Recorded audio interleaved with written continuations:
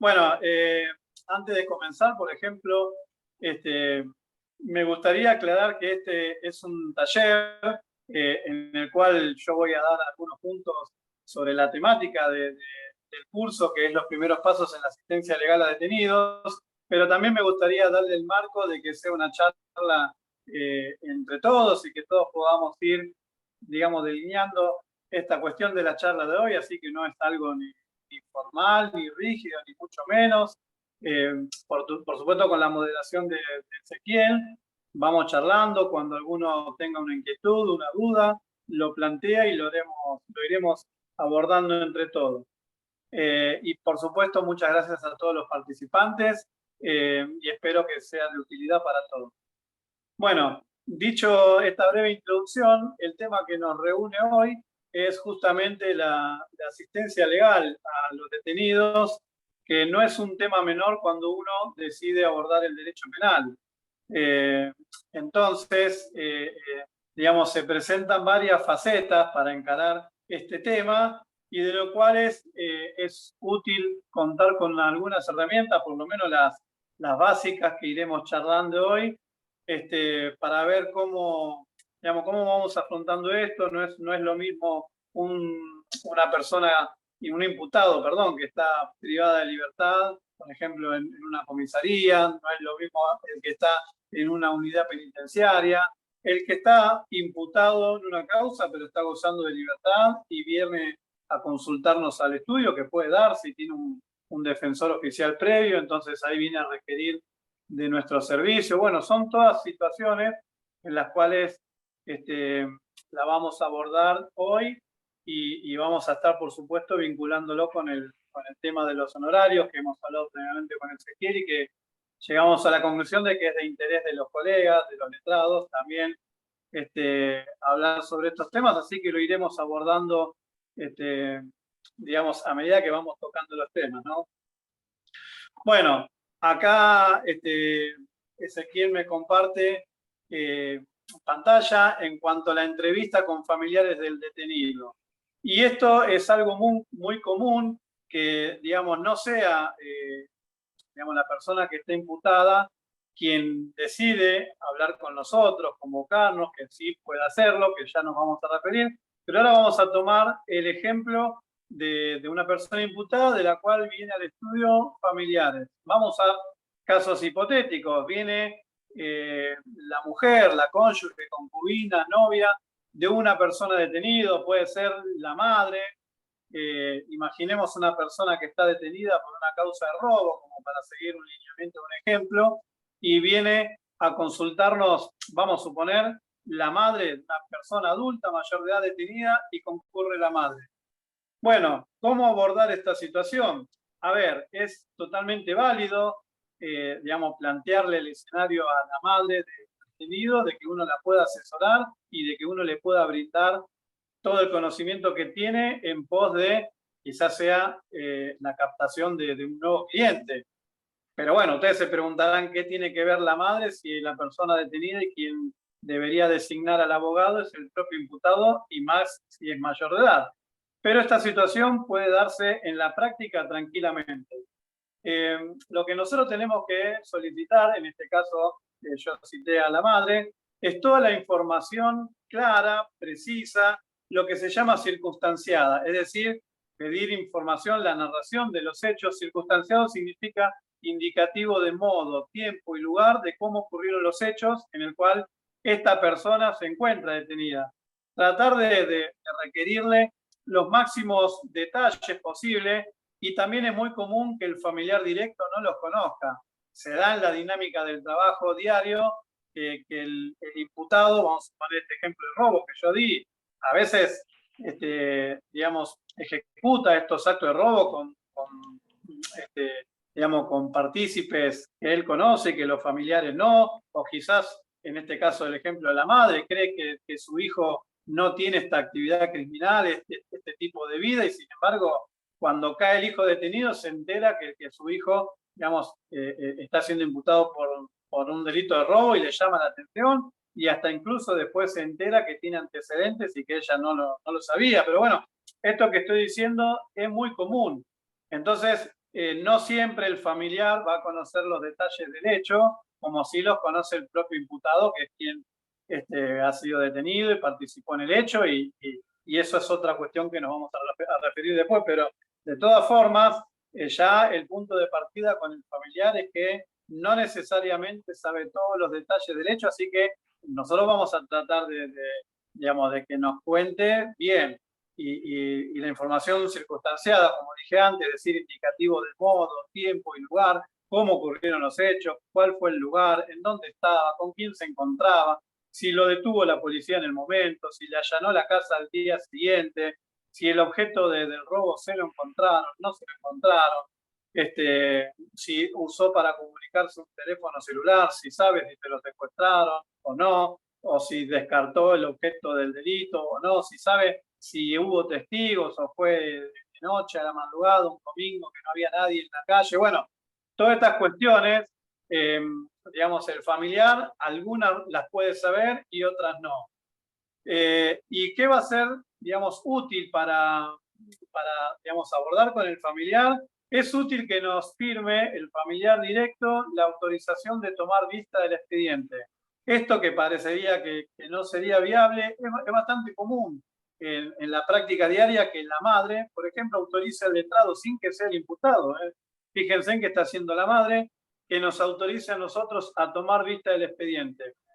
Que esto sea, de paso, aclararlo, es de buena práctica profesional justamente ofrecerle a la familia que antes de dar un panorama mucho más concreto se necesita mirar el expediente, ver lo que está actuado, ver cómo fueron el procedimiento, tanto policial como las diligencias ulteriores de la fiscalía, si hubo recolección de elementos, si hubo prueba de levantamiento de rastros en el momento, de huellas, si hubo pólvora, bueno, si hubo un homicidio, si se realizó la pericia de autopsia, en fin, toda esta documentación está plasmada en el expediente. Generalmente, digamos, si el delito fue bastante cercano cuando se nos consulta, vamos a suponer que hoy concurre una madre de un homicidio que fue hace 2 días. Y bueno, a lo mejor la pericia de autopsia todavía no está agregado el informe. Quizás sí se haya realizado porque antes de proceder a la autorización en el cementerio, de tomar los restos, digamos, la Fiscalía ordena extraer muestras genéticas del cadáver y también practicar la pericia de autopsia. Entonces hay veces que la pericia de autopsia es de recontrautilidad para saber después lo que va a ser la estrategia profesional y lo que se llama la teoría del caso de la defensa. O sea, la defensa va a elaborar una estrategia según el caso concreto y esta teoría del caso, que es lo que para nosotros como defensores pasó en la realidad fáctica, y eso después lo que va a fundamentar cualquier pedido, tanto al fiscal como al juez, en beneficio de nuestro cliente, sea pedido escarcelatorio, sea un sobreseimiento, sea lo que fuere. Nosotros tenemos que tener bien en claro cuál es la teoría del caso. Pero bueno, retomando Martín, que eso... Sí, ¿querés que te sí, vaya sí, comentando las consultas, las preguntas que van dejando en el chat? sí, ¿O querés sí, leerlas sí, vos? sí. Vos sos el mejor moderador del mundo, así que vos llevalo adelante y como vos digas, lo vamos desarrollando. Bueno, acá preguntan si la firma de la autorización de la vista hay que ratificarla con el cliente, entre paréntesis, el detenido imputado. En este caso que yo di como ejemplo del familiar, de la madre, o puede ser la concubina, la esposa, el tío, el hermano, quien sea, no hace falta. La práctica diaria indica que si un familiar directo nos autoriza como colegas, ustedes sitúense en que un expediente, cuando hay una persona imputada, necesariamente hay un letrado interviniendo que si no es particular, es el defensor oficial. Entonces, para que nosotros podamos tomar vista del expediente, nos tiene que designar o el imputado, o en este caso que yo estoy dando, si la persona está detenida. Con tomar vista el familiar directo, digamos, alcanza, y es de muy buena práctica que no se nos exija que lo ratifique el imputado. Distinto es la propuesta de designación de abogado, donde uno ya después va a aceptar el cargo de abogado defensor, que eso sí tiene que hacerlo el imputado. Pero en esto que tomar vista no significa que uno, digamos, va a desarrollar la labor de defensor. Solamente uno toma vista y después, digamos, pueden pasar varias cosas, que uno proponga un presupuesto de honorarios que al cliente le parezca excesivo y no pase más que eso. Entonces, uno tomó vista y no acepta el cargo de defensor y entonces no pasó más que eso. Entonces, uno no, el tomar vista de un expediente no significa que uno tenga mayores responsabilidades que esa, que tomó vista y nada más. No es que se aceptó el cargo de defensor por eso. Y eso, para tomar vista, con que lo designe un familiar directo. Creo que una sola vez me pasó en estos 15 años de ejercicio profesional, que pidieron que acredite el vínculo de una cónyuge, donde manifestaba ser la cónyuge del detenido y no se acompañó la libreta de matrimonio.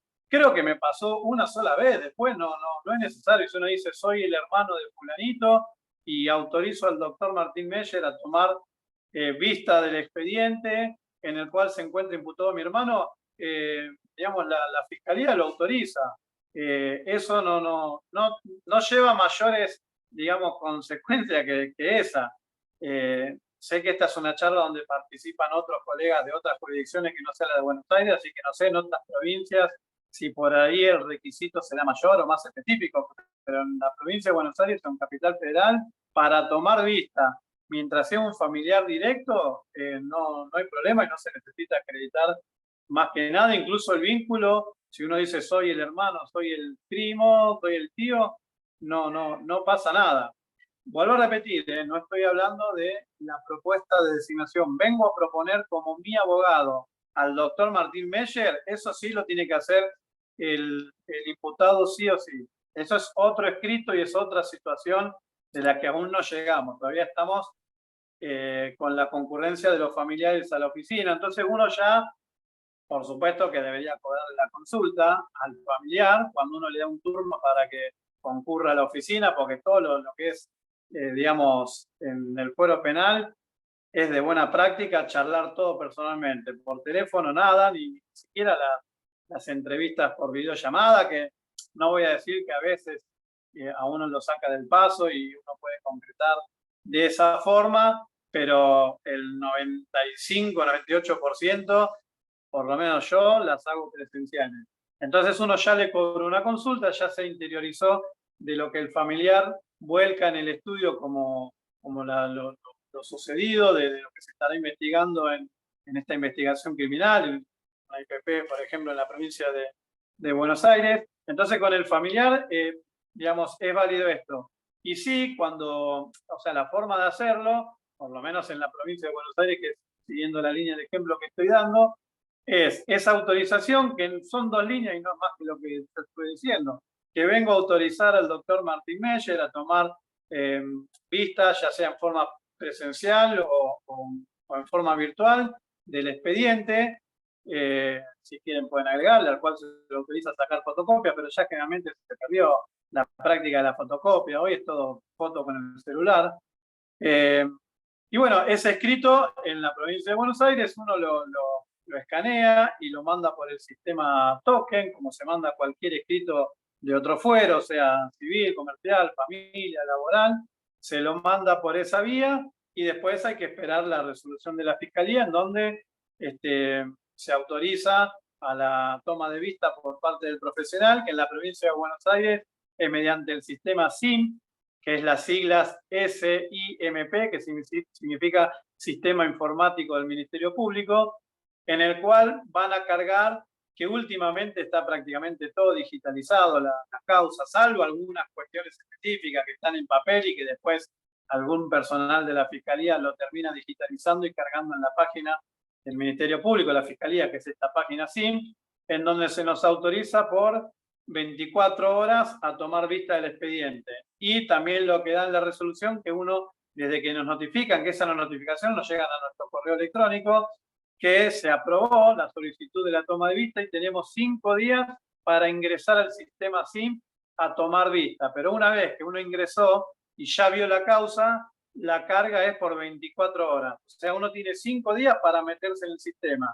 Y una vez que uno se metió en el sistema y le dio clic en ese IPP, ahí la tiene 24 horas colgada, vamos a decirlo así, para que uno pueda descargar los archivos, que es de buena práctica también descargar todos los archivos del primero al último, que generalmente son PDFs, pero también hay resoluciones, digamos, que no están en PDF. Y bueno, ahí uno lo descarga, que es lo que antiguamente iba a sacarle fotos, fotocopias al expediente, y después sí, por supuesto, uno va a hacer el famoso diagnóstico legal de la situación. Y ahí, una vez reunido el contacto directo con el expediente, vamos a saber de qué se trata, qué es lo que se lleva investigando, cuál es la información que hasta ahora volcó, tanto en la investigación policial como en la fiscalía, las diligencias que se ordenó. Si, generalmente cuando el expediente es bastante nuevo y uno toma vista, hay veces que las pruebas están ordenadas, pero todavía no está agregado los informes. Por ejemplo, si el fiscal ordenó que la policía consiga las cámaras de seguridad de un sector, tanto sea de algo en el sector privado como en la vía pública, eso generalmente tarda, no es de un día para el otro que, digamos, se reúne esa información. Pero bueno, uno ya le puede explicar al familiar, si es que va a concurrir nuevamente a la charla siguiente para informarse de la toma de vista de la causa, bueno, uno le va a decir, mirá, está pedida el secuestro de todo el material fílmico de las cámaras de seguridad, vamos a ver si cuando llegue, qué es lo que sale, qué es lo que se puede ver. Hay cámaras de filmaciones que no filman porque es una realidad. Hay domos municipales que están, uno dice, no, porque en esa esquina hay un domo municipal que está filmando, pero cuando uno pide el secuestro de las imágenes, si filma los videos, se da cuenta que viene informado que la cámara no filma, que está de adorno. Entonces a veces uno cree que se va a ayudar con la cámara para dilucidar la verdad, sea a favor o en contra. La cámara no miente, pero bueno, hay veces que no filman, o filman en blanco y negro y se pierden los detalles, o hay veces que no tienen audio la filmación, entonces uno cuando cree que se escucha en el audio, no, porque dijo te voy a matar y después lo mató, suponete. Bueno, a veces que no tienen audio, entonces sí, uno puede decirle, mira, el fiscal ya ordenó el secuestro de la información de las cámaras. Pero bueno, volviendo entonces ya para pasar al próximo ítem, es bastante útil citar a los familiares para hacer todo esto que llevamos. Digamos, requerirle la información de lo que ellos saben en cuanto a su familiar imputado, cobrarle honorarios por si quieren que nosotros le tomemos vista de la causa antes de pasar el presupuesto final, que también lo que tiene penal son varias formas de encarar los honorarios, pero el que lo quiere hacer por etapas, esa ya es una etapa bastante frecuente, o sea, uno cobra por tomar vista y por hacer un informe del diagnóstico legal, y uno le plantea la estrategia que por lo que se está desarrollando la investigación, uno cree que es lo mejor para el imputado, el defendido, y eso lleva digamos, un correlato de presupuesto de honorario. Y después el familiar, algunos que dicen que les parece bien, que les parece mal, que lo afrontan, que lo tienen que hablar con el imputado o que lo decide el imputado, que hasta ahí llegaron ellos en consultarlo. Pero bueno, es bastante, digamos, frecuente que pasen todo este tipo de cosas y hasta son recomendables. Bueno, pasamos al siguiente, ese. Ahí lo estoy viendo. Perfecto. Ahí lo estoy viendo, entrevista con el imputado en libertad.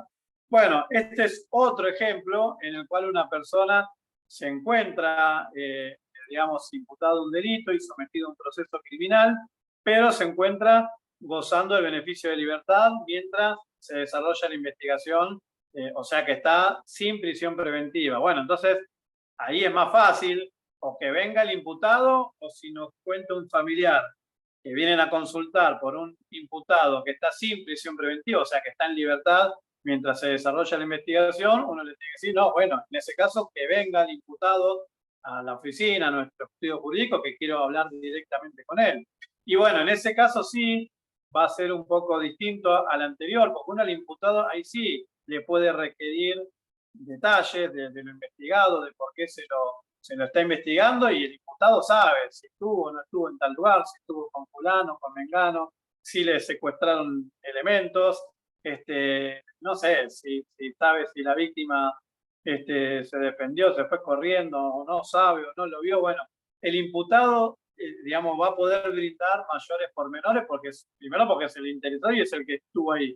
Y segundo, porque le conviene, y esto es algo fundamental en el derecho penal, decirle la verdad al abogado. O sea, entre imputado y abogado tiene que haber una mancomunión en cuanto al relato de los hechos. El abogado tiene que saber todos los detalles para después, cuando se elabora la estrategia y después uno quiera brindar la teoría del caso, tanto a la fiscalía como al juzgado de garantía, vamos a dar un ejemplo. Después, al abordar la estrategia, el abogado le va a decir, bueno, la línea, digamos, conductual de tu declaración tiene que pasar por acá, esto decilo, esto no es conveniente que lo diga, esto borrátelo de tu cabeza, esto decirlo en cierta forma. Y vamos a abrir un paréntesis aquí, sabiendo que el imputado no está obligado a decir la verdad, ni puede autoincriminarse, es un derecho constitucional, así que como la declaración indagatoria no está sometida a la obligación de decir la verdad, como lo tiene la declaración testimonial, entonces el imputado puede, digamos, abordar esta declaración indagatoria como mejor le parezca. Por supuesto que también uno dice, bueno, pero entonces no hay ningún perjuicio en que mienta. No, no es tan así.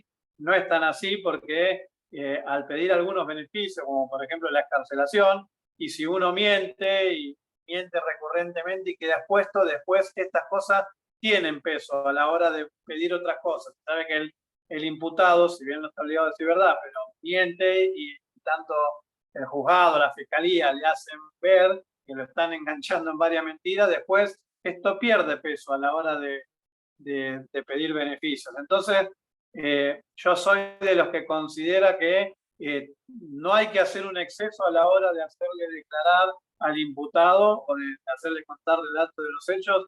No hay que hacer un exceso en cuanto a esto de que no está obligado a mentir. Hay que hacer un mix entre lo que conviene y lo que también, si me sale mal, me puede perjudicar. Entonces, pero bueno, cada colega sabrá cómo abordar su propia estrategia a la hora de llevar adelante una defensa. Pero bueno, no es tan así en la práctica, que es conveniente mentir y decir a viva voz lo que uno quiere, porque después en la valoración, digamos, jurisdiccional de los jueces, esto tiene peso y la práctica lo indica que es así. Pero bueno, retomando, digamos, con el interrogatorio, por así decirlo, del profesional al imputado, uno tiene que requerirle los mayores pormenores en su relato, de que nos ilustren cómo fue este hecho cometido que se está investigando. También acá, digamos, vale lo que dijimos anteriormente de que sea un relato circunstanciado, es decir, indicativo de modo, tiempo, lugar, cómo ocurrieron los hechos, con quién estuvo, si era de día, era de noche, si tenía cómplices, no, qué actividad tuvo cada uno de los cómplices, si hubo un encubrimiento, bueno, en fin, uno le tiene que requerir que le cuente la verdad en todo este tipo de cosas. Y uno ya va a saber, con el imputado frente nuestro en el estudio, de qué se va tratando la cuestión, o por lo menos eso también llega con los años. Uno ya con charlar un ratito con el expediente ya se imagina por dónde debe venir la cosa, y también el tipo de trabajo que hay que hacer, que eso tiene relación directa con los honorarios. Sabrán que a mayor tarea, hay veces que la verdad que no hay mucho por hacer, si bien siempre hay que defender los derechos del imputado, pero bueno, hay veces que también las cartas están echadas con el imputado y, digamos, cuando tiene mucha carga probatoria en contra y digamos, a una persona lo encontró la policía, digamos, con la mano en la masa, con una persona que lo estaba asesinando y tampoco uno puede decir, no, yo no era el que estaba ahí o lo que fuera. Bueno, hay veces que también es complicado, digamos, abordar una estrategia cuando tiene muchas pruebas en contra. Entonces uno ya sabe en esa entrevista con el diputado cómo viene la cosa, cómo puede venir la defensa, si va a tener éxito o no, y cada profesional sabrá si se quiere meter digamos, en un determinado trabajo con un resultado casi puesto, diríamos. Pero bueno, hay algunos colegas que opinan de que sí, de que lo abordarían igual y tratarían de resguardarle los máximos derechos a su imputado, y hay otros que creen que como no hay mucho por hacer porque la suerte ya está echada, prefieren no meterse y no perder tiempo, o en perdón, relación costo-beneficio de trabajo y honorarios, si saben que va a ser más pena que gloria, y bueno, algunos no se meten, y toda esta cuestión, ya con la charla del diputado, ya uno la va vislumbrando, ¿no? Cómo puede venir el tema, y bueno, también quien quiera abordar este trabajo profesional, bueno, sabrá si lo hace por determinado honorario, y si no, no. Hay colegas que dicen que, hablando mal y pronto, que por domingo no lo van a hacer. Si se queman, porque hay algunos que se consideran que tener un defendido que ya está condenado y uno no va a poder evitar esa condena, entonces no se meten porque es como una mancha, por así decirlo, que uno no gana, por decirlo de alguna forma, no lo saca sobreseído. Yo tengo mi propio criterio, que no siempre se puede ganar, y a veces ganar es conseguirle un beneficio, un juicio abreviado bueno, una suspensión de juicio a prueba, o sea, no siempre se puede ir por el sobreseimiento. Entonces esto al imputado hay que decírselo también de entrada, cuando la situación procesal es comprometida, esto también uno, digamos, lo tiene que hacer saber, que bueno, también es otro de los puntos importantes, es hablar con la verdad, o sea, así como uno requiere del imputado que se nos cuente toda la verdad, uno al imputado también debería, digamos, asesorarlo con la verdad, porque el que conoce el derecho somos nosotros y no el imputado, y no hacer falsas promesas. O sea, yo no estoy de acuerdo con los colegas que sabiendo que no se puede, le ofrecen cosas que justamente saben que no se puede, y por ahí el imputado nos contrata porque le ofrecimos algo sabiendo de primera instancia que no lo vamos a poder conseguir. Hay delitos que ya por la pena en expectativa y por cómo viene la carga probatoria, sean homicidios, sean abusos sexuales, uno sabe de antemano que una excarcelación es muy difícil conseguirlo, uno la va a plantear, todo uno ya sabe en la práctica que una excarcelación inmediata es prácticamente imposible. Y hay colegas que dicen, vos contratame a mí y traeme tantos honorarios que yo te consigo la excarcelación. Y uno ya sabe de antemano que eso es, no digo imposible, pero que es muy difícil por las características del delito en sí, y estoy hablando de una investigación de la cual la carga probatoria es muy negativa para el imputado y es muy difícil. Entonces, yo no me meto en esos berenjenales de prometer cosas, aunque las cobre bien y el cliente me las quiera abonar, prometer cosas que yo sé que no voy a poder conseguir porque después empiezan los problemas. Y problemas de todo tipo. Y cuando uno hace derecho penal, se encuentra con clientes de todo tipo. Así que eso ya va en cada uno de los profesionales. Bueno, no sé, Ezequiel, si me fui por la tangente, pero retomemos. Te, te pregunto, acá están consultando, si viene, para ver, ¿es necesario hacer una segunda entrevista una vez que tomamos vista o ir directamente a hablar con el detenido Yo, imputado? Esto es del módulo anterior, cuando viene el familiar, me parece. no, yo lo que tengo como de práctica, que me resulta bastante, digamos, viable, es cuando, o sea, estamos hablando del módulo anterior, cuando un familiar viene a consultar al estudio jurídico y yo tomo vista de la causa, yo lo que hago es un diagnóstico de la situación y yo lo manejo con el familiar que me vino a ver, que tampoco trato de no dejar pasar mucho tiempo, o sea, no depende de mí de cuándo la fiscalía me va a proveer la autorización para tomar vista de la causa. A veces tarda un día, dos, tres, una semana, a veces uno tiene que insistir, volver a enviar el escrito, pero yo trato de hacerlo lo más rápido posible, descargar los archivos lo más rápido posible, que hay causas que son complejas, y con ese mismo familiar le digo, mirá, nos reunimos en 2, 3 días, 4, lo que sea, y informarle a ese familiar, que es el que me vino a contratar y cual yo le cobré honorarios por tomar vista, y yo darle el diagnóstico legal de la situación procesal de su familiar. Puede pasar también que el familiar me diga, bueno, yo vine hoy hasta acá, pero después manejate con mi hermano, mi pareja o quien sea. Bueno, entonces hoy uno ya sabe que el diagnóstico legal de la situación se lo tiene que decir al detenido y bueno, habrá que ir a verlo a la unidad donde se encuentre, si es una unidad penitenciaria o si es una comisaría, y explicarle, vino tu familiar, vino tu hermano, tu mujer, me encargó esto y que yo lo charle directamente con vos, y ahí sí, digamos, tener relación con el imputado.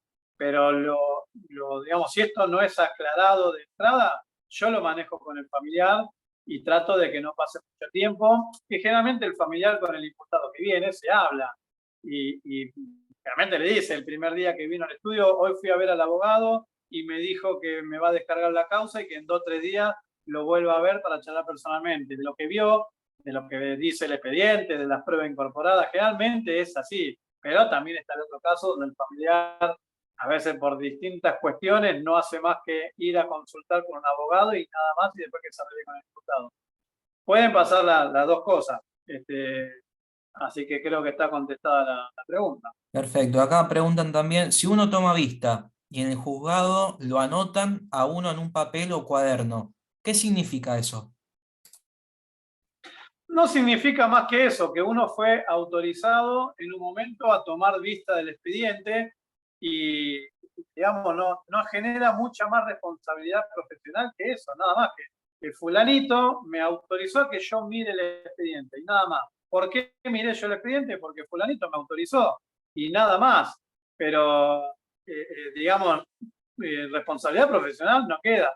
Cuando antes de la pandemia, cuando era todo más formato papel, uno iba personalmente a la fiscalía a llevar el escrito desde que se autoriza a tomar vista y en la fiscalía nos anotaban en el mismo expediente o si no tenía una hoja aparte en la cual ya estaba previamente diseñada y había que llenar el dato del abogado, que en el día de la fecha tomó vista el doctor fulanito, vamos a suponer Martín Meyer, y si uno le sacaba foto, que en el escrito uno ya se reserva el derecho de sacarle foto, que le sacamos vista fotográfica o todo el expediente o de foja tal a foja tal.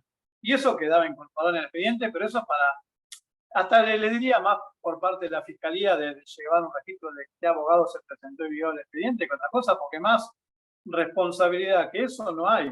Y nosotros, digamos, cumplimos con eso de tomar vista y nada más. Que después vamos a pasar, distinto es el caso donde ya se nos propone como abogado defensor, vengo a designar, a proponer, como dice el Código Ritual, al doctor Martín Meyer como mi abogado defensor. Eso ya el imputado nos está pidiendo que seamos sus abogados, no que miremos el expediente nada más. Mirar el expediente significa ver, doctor Martín Meyer, fíjate el expediente a ver cómo estoy, decime y yo veo si hago, si te contrato, veo qué me decís, veo si te convence lo que vas a hacer o no.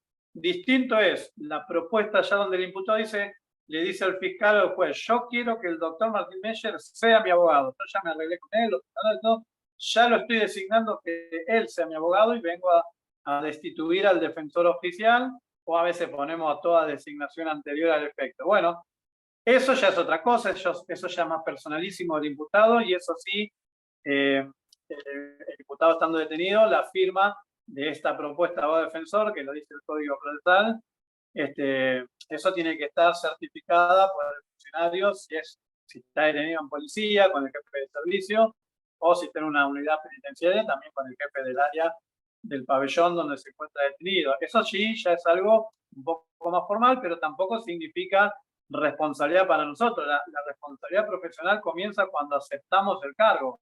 Es decir, el imputado dice, vengo a proponer al doctor Martín Meyer, pero hasta que el doctor Martín Meyer no acepte el cargo, que es un escrito así, que vengo a aceptar el cargo propuesto por el imputado fulanito de tal, hasta que uno no acepta el cargo, no tiene ninguna responsabilidad profesional, porque fulanito me pudo haber propuesto, pero por ahí no sé por qué algo pasó con los honorarios o pasó algo después que me impide seguir, digamos, con el interés de abordar ese expediente y nunca acepto el cargo, entonces sigue siendo el defensor oficial u otro defensor particular al cual, digamos, le interese seguir, pero uno hasta que no acepta el cargo no tiene ninguna responsabilidad profesional.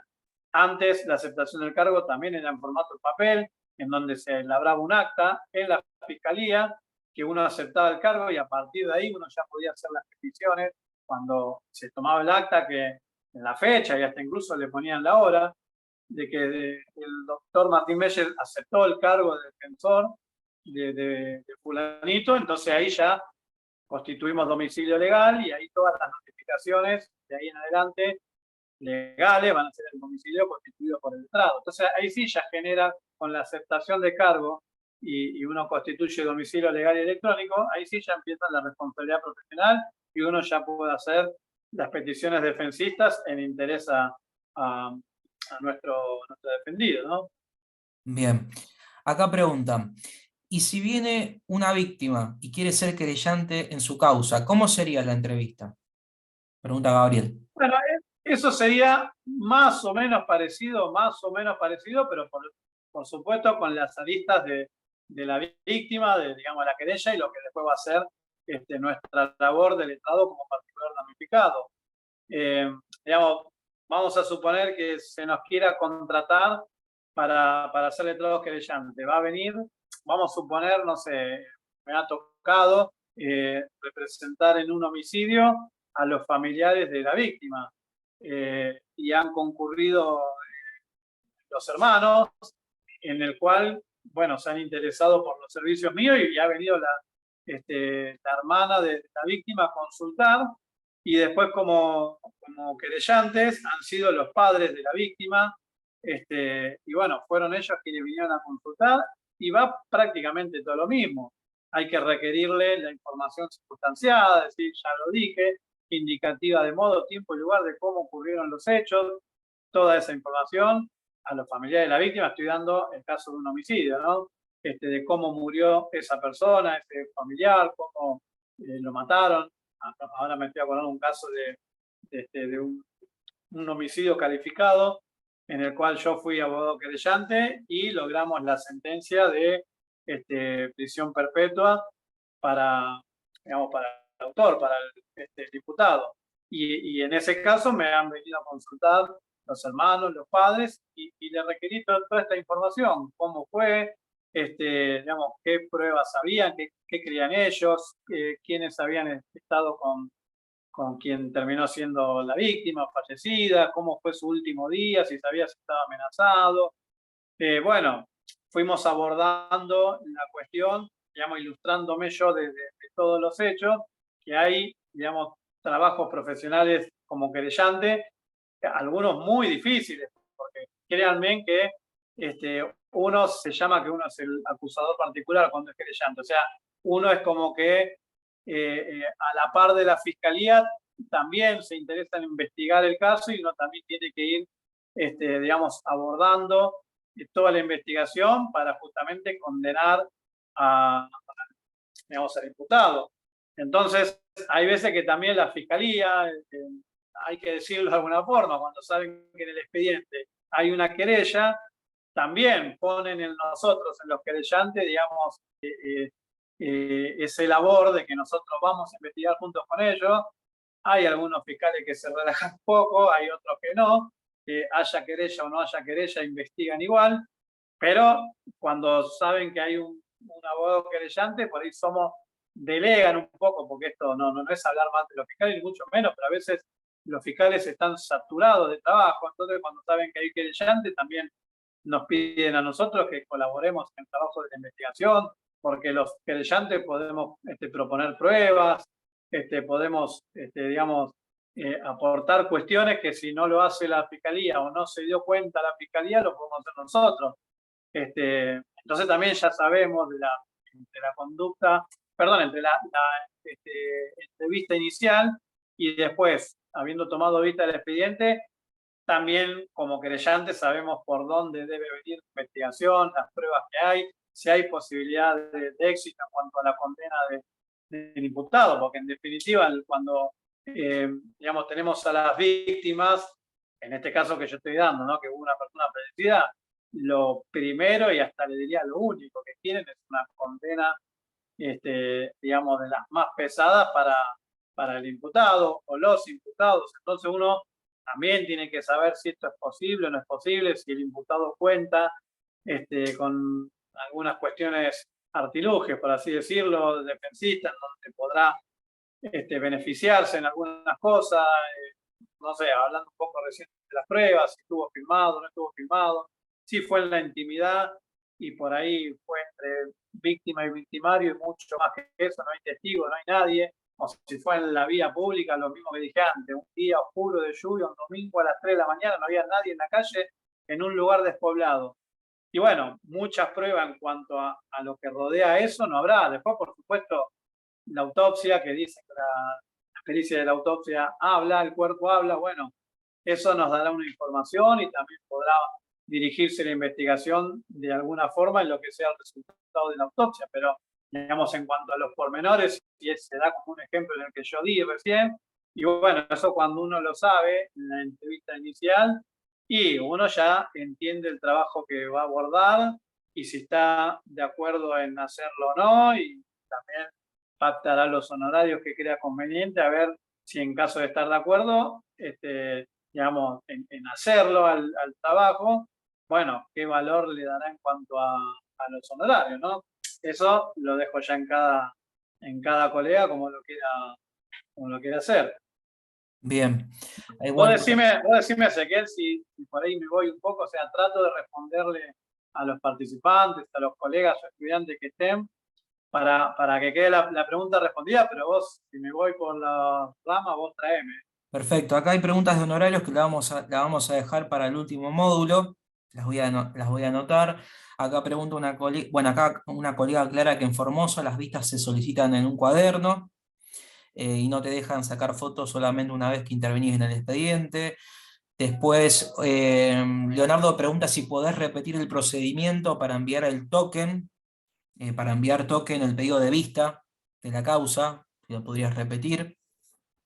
Sí, cómo no, cómo no. A ver, en la provincia de Buenos Aires, cuando, en este caso que estamos hablando, ¿no? De tomar vista y enviarlo por token, es así. Nosotros el escrito, vamos a suponer que ya lo tenemos firmado por la persona que nos está autorizando. Entonces eso lo tenemos que digitalizar y como si fuera cualquier escrito civil, comercial, laboral, de familia, se envía por token, en el cual se envía a la fiscalía, que es generalmente donde autorizan a tomar vistas. Vamos a suponer, por decir algo, en la provincia de Buenos Aires, la Fiscalía 1 de Morón. Dije por decir, nosotros sabemos que este IPP, que se llama así, que es la investigación penal preliminar, se está desarrollando o está a cargo de la Fiscalía número 1 de Morón. Entonces nosotros el token, digamos, digitalizamos esta autorización de vista con firma de puño y letra de la persona, del familiar, quien nos autoriza a tomar vista, lo digitalizamos y mediante el token vamos a ir a la Fiscalía 1, que es el ejemplo que di, lo vamos a dirigir a ellos colocando el IPP como título autoriza a tomar vista y lo enviamos. Yo lo que hago es, en el cuerpo de escritura del token, y ya lo tengo en formato Word, ahí copio y pego digamos, el texto de la autoriza a tomar vista con todo el encabezado y el número del IPP, y después envío como archivo adjunto esta foto que yo recién hablé de la digitalización del escrito firmado por el familiar, lo envío como archivo adjunto y así se envía y le va a llegar por token a la Fiscalía número 1. Y ahí una vez que le llega, después nos va a responder y nos van a autorizar que realmente la alerta, cuando uno tiene vinculado el sistema SIM, lo tiene vinculado a un correo electrónico propio de cada uno. Y esa autorización uno se da cuenta cuando le llega el correo. Dice, usted ha sido autorizado, o sea, nos llega un mensaje de correo normal. Usted ha sido autorizado en la IPP tal a tomar vista del expediente tal que coincide con el número que hemos enviado el escrito donde solicitamos tomar vista. Así que se envía, pero el procedimiento, se envía por token, pero el procedimiento es similar a cualquier causa de la provincia de Buenos Aires que se envía por token, que es el medio informático de envío y recepción de escritos. Por token, como si fuera Bien. civil, familiar, laboral. El penal es lo mismo. Bien, acá, bueno, acá dejan una consulta, comentario, dice, a mí me consultó una mujer que tiene a cargo una dietética por un hecho de una estafa con un cliente del local que le hace compras por WhatsApp con una billetera virtual y le envía comprobantes adulterados. Está recabando pruebas y me consulta si puede iniciar una denuncia. Entiendo que tiene que ir a fiscalía, ¿no? La suma es arriba de 300.000 pesos. Bueno, acá están dejando un posible caso. Bueno, eso que cuenta el colega es bastante común, o sea, hoy en día es muy común las situaciones de estafas virtuales y todos estos pormenores que cuenta él son muy usuales, y las consultas por estafa, digamos, están como a la orden del día, no sé, yo por lo menos lo noto que hay un auge desde hace tiempito para acá que es moneda corriente todo el tiempo, de ese tipo, de plata que hackean cuentas y hacen compras, bueno, en fin, es muy común, pero bueno, ahí el comentario que hace el colega, cuando viene una persona a plantearnos esta cuestión, a lo mejor lo que está tratando de decir es que él quiere que nosotros lo asesoremos a hacer la denuncia, porque, a ver, la denuncia la puede hacer la persona directamente o en la comisaría o en la fiscalía, pero lo conveniente, que yo lo recomiendo, digamos, es que la persona venga al estudio jurídico, se asesore y nosotros le hacemos el escrito de denuncia, que es como si fuera una demanda, por así decirlo, en el cual lo narramos nosotros, le agregamos las pruebas nosotros y, digamos, va a estar un poco mejor que si va la persona y la policía le toma un acta y, digamos, le hace las preguntas que el personal policial quiere, como para que quede formulada la denuncia, que no son muchas, y después así se inicia, digamos, de oficio la investigación. Yo lo que siempre recomiendo es que para hacer denuncias, que se pueden enviar y generalmente se envían a los correos electrónicos de las fiscalías competentes, vamos a suponer otra vez, acá en Morón, yo porque tengo la oficina en Morón, perdón si doy el ejemplo de Morón, pero si hay un delito, que es el de la estafa, tiene particularidades. El delito de estafa se dice que la jurisdicción lo otorga en donde se encuentra el desplazamiento patrimonial, así se dice, y si yo estafé a alguien en Buenos Aires, pero el perjuicio económico, el dinero se lo llevó en Córdoba, será competente la provincia de Córdoba. Por eso que justo ese delito, en cambio, no sé, el homicidio no tiene esas implicancias y donde falleció la persona, ahí es la jurisdicción. Pero bueno, vamos a suponer que en Morón, como yo dije, que justo sea la competencia, bueno, en las fiscalías de Morón, si uno entra a la página del Ministerio Público, ya en la página web dice para denuncias y hay un mail. Ese mail cualquier persona, cualquier particular puede mandar un mail común y silvestre diciendo me estafaron en el día de la fecha, fulanito de tal. Y la fiscalía, si esta persona deja teléfono, un correo electrónico, se van a contactar. Pero eso es muy difícil, digamos, que tenga éxito. Yo no digo que no, puede ser, pero más éxito en la investigación y que no le archiven la causa por falta de prueba, va a ser si esa persona concurre en el estudio jurídico, se asesora con un abogado que por supuesto le va a cobrar honorarios, pero va a ingresar una denuncia mucho mejor, o sea, nosotros le vamos a pedir mucha más información para volcar, vamos a decir que no se apresure a denunciar y que acompañemos las pruebas que harán mejor al éxito de la investigación. Bueno, yo, digamos, me manejo de esa forma. Digamos, uno puede asesorar y cobrar honorarios hasta para iniciar denuncias y después es una futura clienta que nos contrate como querellante. Nosotros ahí le cobramos por redactarle bien la denuncia como si fuera una demanda de cualquiera, digamos, con el relato de los hechos, la prueba acompañada, con el asesoramiento de fulanito, del doctor Martín Meyer, y vamos a decir lo que es también, para la fiscalía no es lo mismo que un particular le envíe un mail con 2 líneas, hoy me estafaron, a que le ingrese una denuncia de una persona asesorada con un colega y que yo lo hago poner en la denuncia, formulo denuncia que fulanita con el asesoramiento jurídico del doctor Martín Meyer, para la fiscalía, al estar esa denuncia asesorada o acompañada por un letrado, tiene otro peso, le va a ser más difícil archivarla y si comienza la investigación después, eso puede ser también un posible trabajo como querellante o uno lo puede abordar directamente. Pero bueno, hay gente que solamente quiere hacer la denuncia y no quiere meterse como querellante, que se encargue la fiscalía, que es la obligación del Ministerio Público de llevar adelante la acusación fiscal. Bueno, ese no Bien. sé si me fui. Perfecto, sí, sí, continuamos con el próximo módulo y acá hacen una pregunta que creo que puede estar relacionada y es, ¿puede la policía impedir la entrevista con el detenido, ya que ya tiene abogado designado? Pero no entiendo la pregunta. ¿Cómo si puede la policía? O sea, uno entrevistándose en una comisaría, digamos, si la policía no nos deja entrevistarnos, o en un estudio jurídico, si viene el detenido y la policía te lo quiere llevar preso. No entendí la pregunta. Podemos abordar las dos situaciones, pero no entendí la pregunta específica. La repito, Lo dice, ¿puede podemos abordar las dos. puede la Sí, policía sí. impedir la entrevista con el detenido que ya tiene abogado designado? ¿Entrevista en la comisaría? No puede, no puede, y el abogado puede, perdón, el detenido puede cambiar de abogado cuantas veces quiera.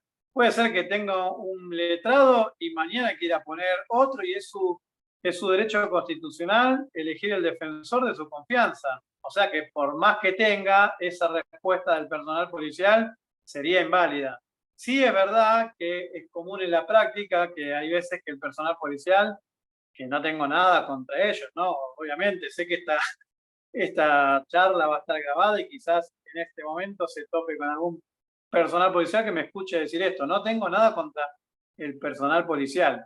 Sí, lo que voy a decir de ejemplo que me ha pasado es que hay veces que el personal policial suele, digamos, por así decirlo, llamarlo de alguna forma elegante, poner palos en la rueda para que esa charla se concrete, digamos. Eso sí, pero sin estos argumentos. Vamos a suponer, a mí me tocó en algún momento, porque esto dicho así suena lindo, pero en la práctica es totalmente diferente.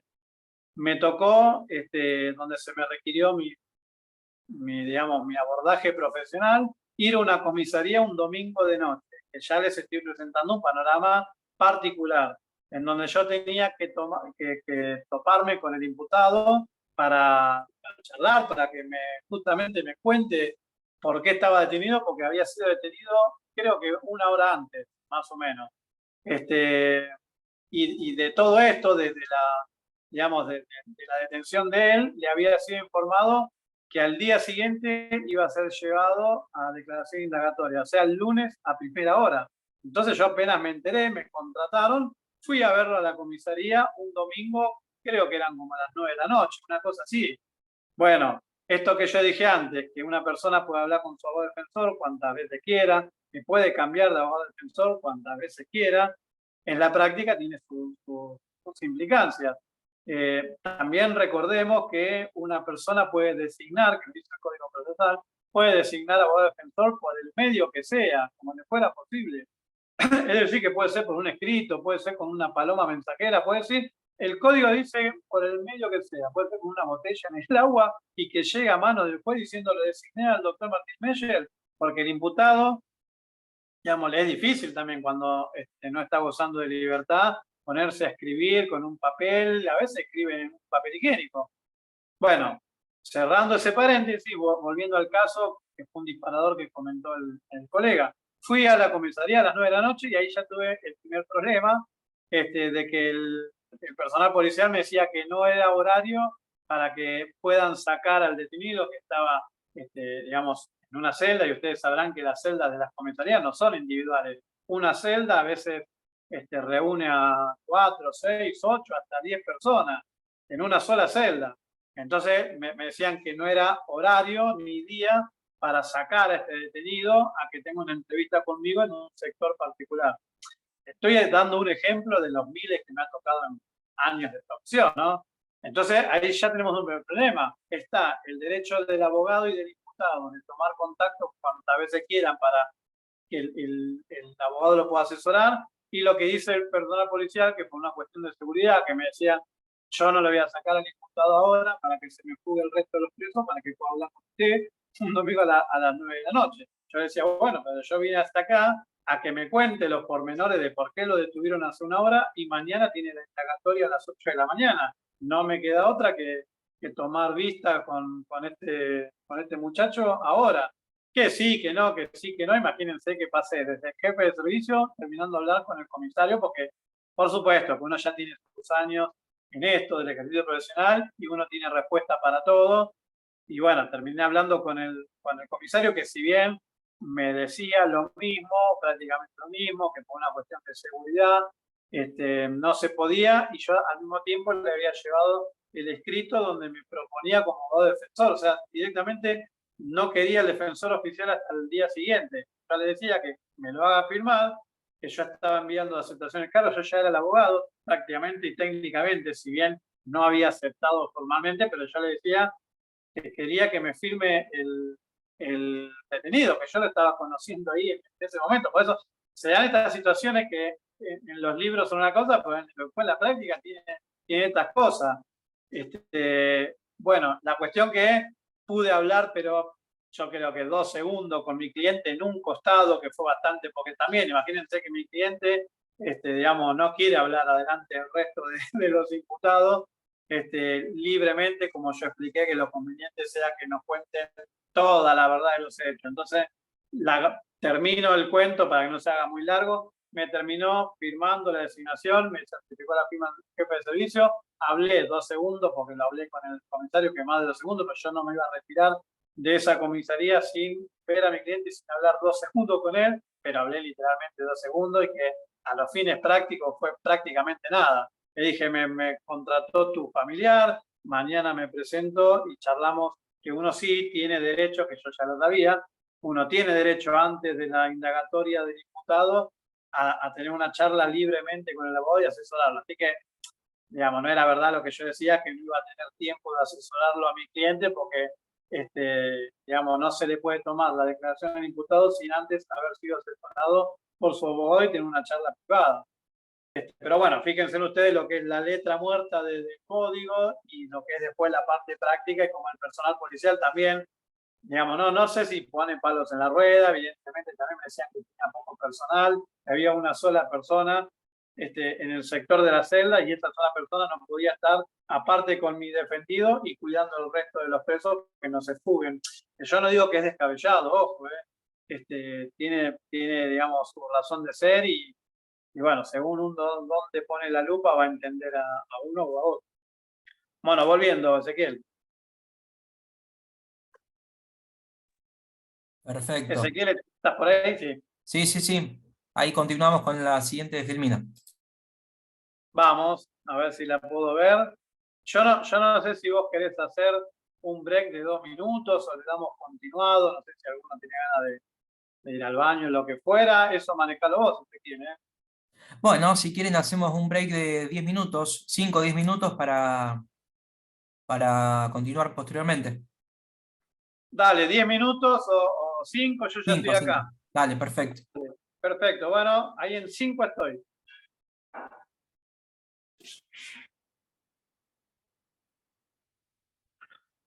Bueno, continuamos, vos me dirás con las filminas y retomamos de donde dejamos.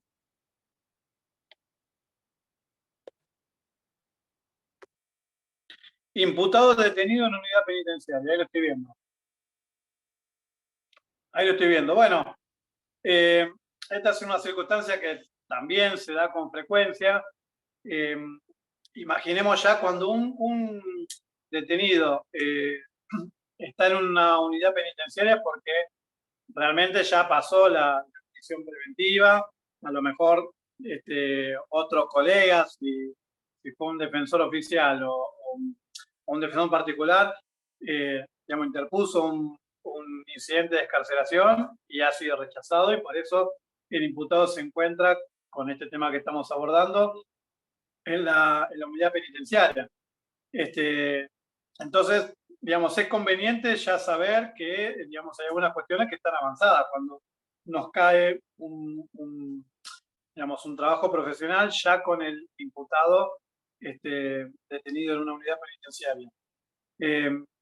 Generalmente lo conveniente es ir a verlo, digamos, todo lo que hablamos anteriormente, ¿no? Ir a requerirle la información circunstanciada de los hechos, digamos, que nos informe todas estas cuestiones, pero también el escrito de tomar vista, o si ya está avanzado por ahí, y que nos proponga como voz defensores, también llevarlo, porque bueno, es más complejo la unidad penitenciaria, el traslado, porque generalmente están están, digamos, no tan cerca de nuestros estudios jurídicos, pueden ser Campana, Junín, Ezeiza, Magdalena, lo que sea.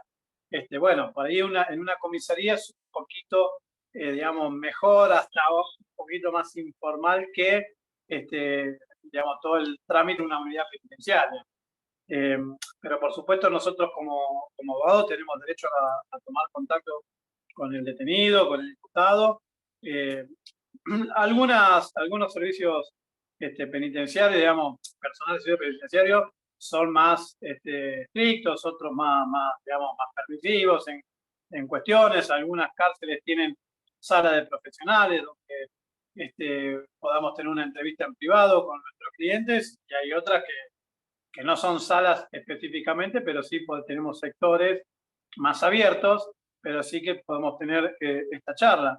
Pero bueno, aquí ya, por el ejemplo que dimos, imaginemos una persona ya detenida, ya con prisión preventiva, a lo mejor el trámite de excarcelación estará en curso, quizás después denegado y todavía sigue ahí, pero bueno, ya es una persona que, digamos, por un delito, digamos, bastante complejo, porque si no, hay veces que hasta, digamos, al imputado se le concede el beneficio de la libertad mientras dure el proceso sin siquiera interponerse el recurso excarcelatorio. Así que si ya está con prisión preventiva en una unidad penitenciaria, es porque estamos hablando ya de algo un poco más complejo. Pero bueno, digamos, esto como nosotros como profesionales también lo sabemos, y dando un ejemplo, no sé, de imputado por robo, por homicidio, lo que fuere, también tenemos que, digamos, ir a abordar esta cuestión y llevarle, o el autoriza a tomar vista, o la designación digamos, de abogado, también son certificados por el personal del servicio penitenciario. Y bueno, es bastante similar que si el imputado vendría al estudio, en el sentido de que la charla directa con el imputado, que debe crearse ese vínculo sincero entre profesional e imputado, también es lo mismo. Lo que sucedería en una oficina de estudio jurídico, como en el servicio penitenciario, en la unidad donde está cumpliendo la detención la persona, en cuanto a decir la verdad, a requerirle toda la información, en ver la carga probatoria que nos informa el imputado que puede haber sucedido, digamos, qué se secuestró, qué no se secuestró, porque eso también después es la información para lo que dije antes, al abordar la teoría del caso para la defensa, que por supuesto tiene que estar en concordancia con la estrategia que uno le quiere imprimir al trámite de la defensa, y después con eso uno va a abordar los pedidos defensistas, sea el sobreseimiento, sea un beneficio, el descarcelatorio, por ejemplo. Pero bueno, digamos, uno hablar con el imputado con total sinceridad y que nos cuente inclusive pormenores de las pruebas, aunque no estén incorporadas en el expediente. Por ejemplo, para contar algo, una vez fui a una unidad penitenciaria a la charla con un imputado, y bueno, interrogándolo y digamos, abordando esta cuestión, surgió de esa charla que el imputado tenía un celular que no le había sido secuestrado, me lo había informado, y por lo que estuvimos hablando, tiempo después surgió que era importante en determinado momento del estadio procesal del expediente que ese celular sea incorporado, aunque no fue secuestrado por la policía en el allanamiento. Ese celular después llevó que era importante porque nosotros queríamos demostrar que mi cliente había hablado con una persona y no con otra, y lo había hecho desde ese celular. Entonces yo, desde el primer día, yo le dije, bueno, pero ese celular no te compromete en nada. No, me dijo, no, doctor, no. Bueno, mirá que si no te lo secuestró la fiscalía, que tuviste suerte, pero no. Digamos, la policía, por orden de la fiscalía, cuando te secuestraron las cosas, no lo vieron de casualidad. Entonces, ahí tenés un punto a favor, pero no lo vamos a ofrecer ahora nosotros. Si tenés algo comprometedor, decímelo y no lo ofrezco. Si no te lo secuestró la fiscalía, no nos vamos a mandar nosotros al frente ofreciéndolo. Me dijo, no, doctor, no, quédese tranquilo, que ese celular no no tiene nada que me comprometa. Bueno, como él me dijo así el primer día, y después me lo volvió a ratificar cuando ofrecí ese celular como nueva prueba, digamos, yo lo tomé como él me lo había dicho. Imagínense que cuando fue peritado el celular me quería morir.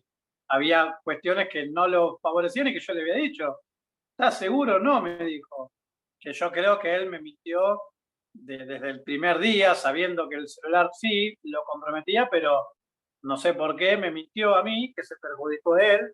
Y bueno, le terminé renunciando a la defensa porque a mí no me gusta cuando mi cliente me miente. Y igualmente que cuando uno le miente al cliente, el cliente también reacciona y a veces nos corre del lugar como defensores. Bueno, a mí no me gusta trabajar con clientes que me mienten. Entonces, le renuncié a la defensa, pero imagínense en que todas estas cuestiones, me acuerdo que la abordamos el primer día. Y fíjense en cómo un imputado, cuando no es sincero y cuando no dice la verdad, primero que se autoincrimina y después que él solo se genera un perjuicio porque a mí me abonó y yo hice mi trabajo, después le tenía que abonar al colega siguiente y se metió en un lío por no decir la verdad. Bueno, Ezequiel, no me quiero ir por la rama porque son 3:20 y me gustaría que toquemos todos los temas y dejar el espacio de preguntas y respuestas como habíamos dicho al principio. Bien, acá pregunta Jorge, dice, si somos varios los abogados, ¿se firman varias designaciones? Por ejemplo, si no puedo ir a la unidad penitenciaria y puede ir mi socia. Sí, sí, eso es completamente válido. O sea, una persona puede tener co-representación letrada, o sea, co-defensores, puede tener más de uno, pero las facultades de cada uno son indistintas, o sea, son totales, son indistintas. Uno puede hacer una cosa, otra sin aclararlo. Son los dos defensores y los dos pueden hacer lo que sea en beneficio de su defendido. Es muy común también que en las defensas, como son algunas muy complejas, yo también trabajo con socios que algunos temas, hoy a la mañana, por ejemplo, antes, cuando estaba preparando este curso, esta charla, estuve trabajando un tema de un homicidio, el cual nosotros somos defensores del imputado que está detenido y lo estoy haciendo con mi socio porque es una causa muy compleja. Entonces, también está bueno abordarlo con un colega que también le imprime otro punto de vista, quizás tenga otro tipo de panorama en cuanto a la defensa, que uno puede adherir o no, pero es otra opinión que es importantísimo.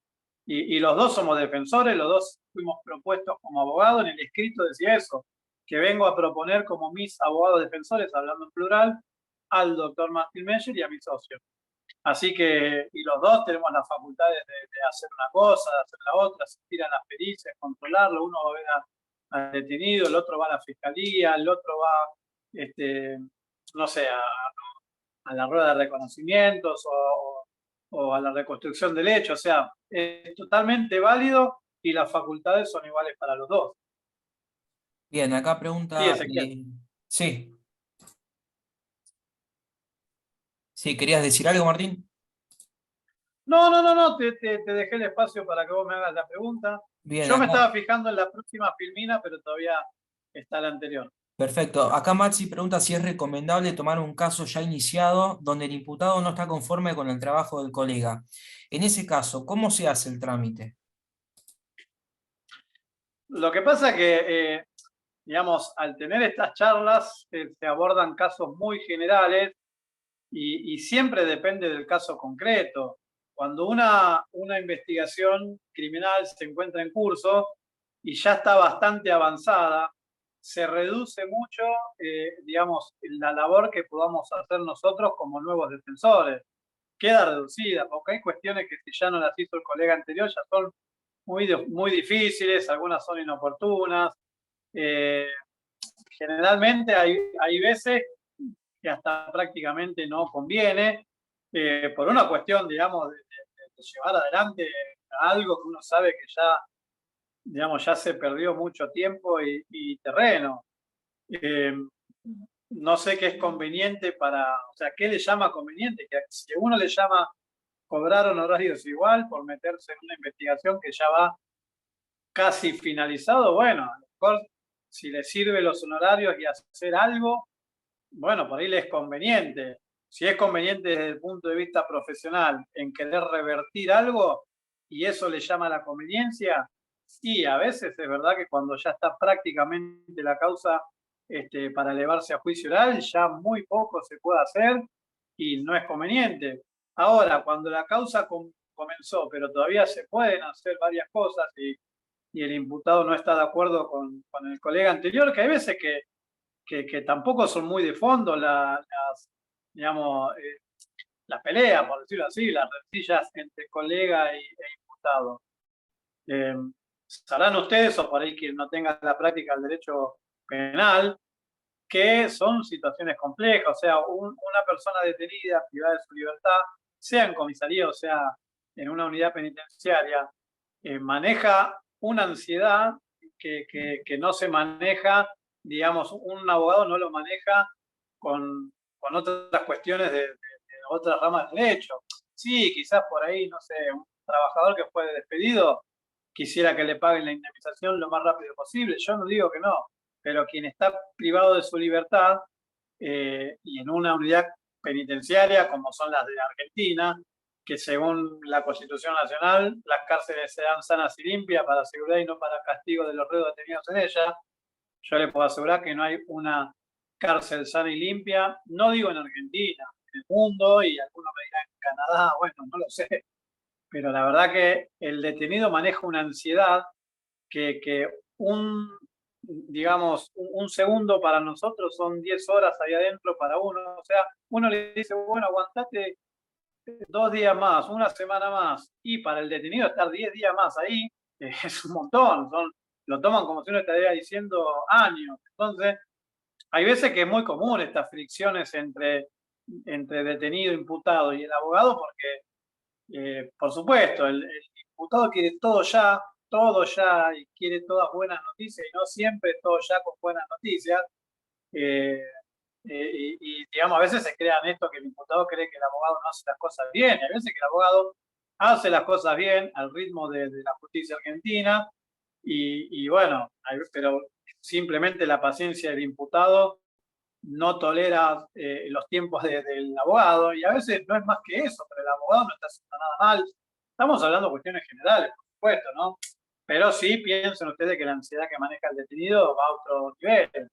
Eh, entonces, a veces es muy común al principio, digamos, el imputado evalúa según él que el abogado no está haciendo bien las cosas, pero no es verdad, y a veces el colega que retoma, que continúa, para seguir la pregunta de quien la formuló, sí, se pueden hacer cosas que todavía no se hicieron y no era el momento procesal oportuno para hacerlo. Quizás eso que el diputado quería hacerlo ya y no se podía, ahora es momento de hacerlo.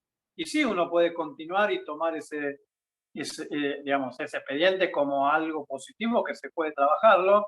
Y ahí yo veo que es conveniente, incluso me ha pasado varias veces de abordar una situación reemplazando un colega anterior y retomando la tarea. O sea, no siempre nos vienen a consultar siendo nosotros el primer abogado que interviene. Hay veces que el imputado o la familia quiere una segunda opinión y esa segunda opinión somos nosotros que los convencemos en lo que tenemos pensado hacer y nos contratan.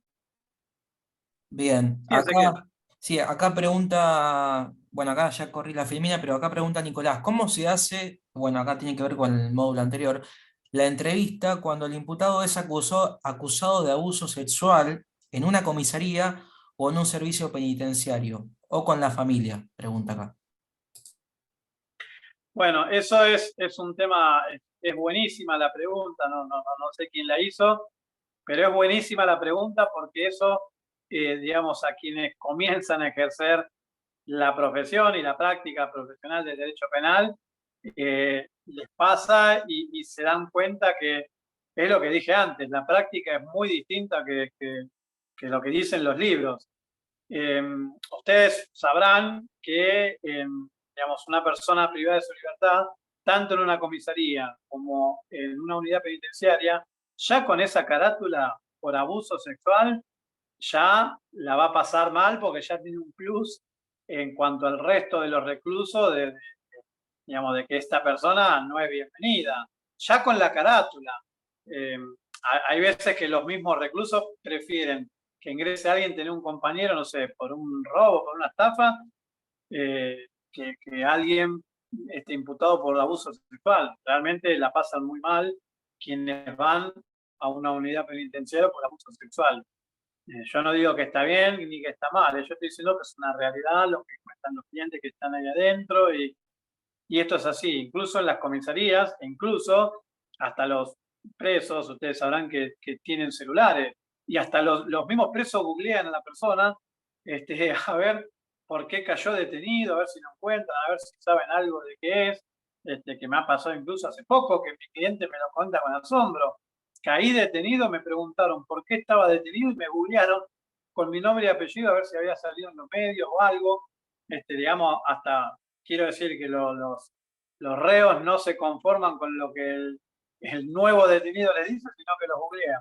Bueno, me ha tocado ir digamos, vamos a poner una comisaría, porque me ha tocado las dos, comisaría y unidad penitenciaria. Por supuesto que uno no tiene que vociferar, por así decirlo, ni poner al imputado en que uno lo viene a ver sabiendo que está imputado por ese delito. Imagínense estando ahí, che, ¿y vos cometiste el abuso sexual? Por ahí el imputado logró que hasta ahora no se entere nadie y viene uno como abogado y lo expone.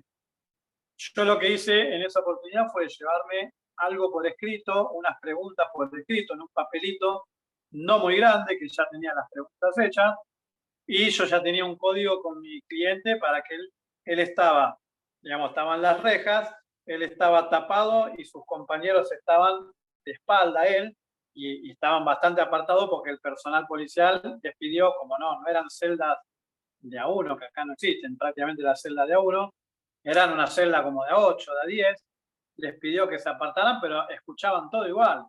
Entonces él estaba agarrado a los barrotes hablando conmigo, yo por supuesto del otro lado, y él tapándose con su cuerpo que no lo vean sus compañeros. Y yo con ese papelito le hacía señas de que me haga pulgar para arriba, pulgar para abajo, las preguntas que yo le daba, y nosotros charlábamos de otra cosa, estábamos simulando que él estaba, que había caído detenido por otro delito. Pero bueno, yo ya sabía por la familia que me lo recomendó que él estaba por ese delito. Pero no me quedó otra que hacer eso y que es muy, muy, digamos, usual hacer este tipo de cosas. Inclusive lo que es hoy en día violencia de género también. No hace falta que llegue al extremo de la imputación del abuso sexual. Un imputado que cae detenido por lesiones por violencia de género, digamos, la represalia interna de los detenidos es similar a las del abuso sexual, porque para ellos en el rango delictivo está mal visto que un hombre le pega a una mujer o que un hombre abuse de una mujer, que bueno, son códigos carcelarios que funcionan así y que cuando un abogado no tiene esta experiencia, no tiene estos datos, por ahí comete errores que después el propio imputado se los reprocha.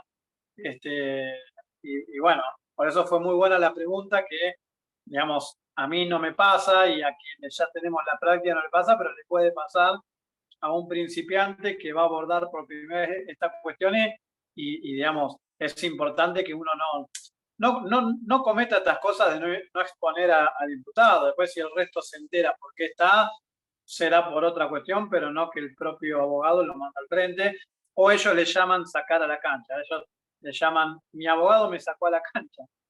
Pero bueno, por eso fue buenísima la pregunta para contarlo. Sí, Ezequiel. Perfecto, Martín. Bueno, continuamos. Continuamos. Bueno, imputado escarcelado pero sometido al proceso. Acá tenemos la situación o el ejemplo de justamente un imputado o que, digamos, escarcelado en esa filmina que yo te la di, yo me quise referir, o quien no estuvo nunca detenido, o sea, está imputado pero no estuvo nunca detenido, está escarcelado por el tipo del delito y la pena expectativa, o porque justamente le concedió al magistrado el beneficio de la escarcelación. A ver, sabrán ustedes que cuando una persona está detenida, sea el imputado o sea un familiar, lo primero que viene a contratarnos es que saquemos a su familiar o al propio detenido, que lo saquemos en libertad. Eso es, digamos, lo primero y lo máximo que le importa. No le importa ni que lo saquemos culpables sobreseídos, te dicen, me quiero ir mañana a mi casa y esperar el juicio oral en mi casa. Después, si me condenan, no importa, yo quiero mañana, hoy mismo estar en mi casa. Entonces, digamos, con el pedido inicial, después ya una vez en su casa, como que el imputado se enfría más, ya pasa esa situación de estrés, de estar encerrado en una unidad penitenciaria, en una comisaría, y ya es como que empieza a pedir un poco más, pero al principio yo les diría que prácticamente lo único y absoluto que quieren es que le consigamos el beneficio de la excarcelación. Después vemos si no sé, si el juicio oral es rápido, pronto, si las pruebas me consigues el testigo, vos sacame de acá lo que nos dicen, y bueno, es un poco también la tarea del abogado penalista, en, digamos, en lograr la concesión de un beneficio carcelatorio a un imputado nuestro, pero para eso, por supuesto, uno la tiene que fundar, uno tiene que ver que se reúnen los requisitos de la excarcelación, que bueno, da para otra charla que es bastante interesante, porque tiene muchísimas aristas, que generalmente las cuestiones que se debaten para otorgar o no una excarcelación son el peligro de fuga y el entorpecimiento de la investigación. Son dos cuestiones que, según cómo se aborden, la magistratura las ve de una forma y los abogados penalistas las vemos de otra. Pero bueno, digamos, para conceder, perdón, para, digamos, lograr intentar tener éxito en la concesión de un pedido excarcelatorio, hay que fundamentar bien estas dos cuestiones.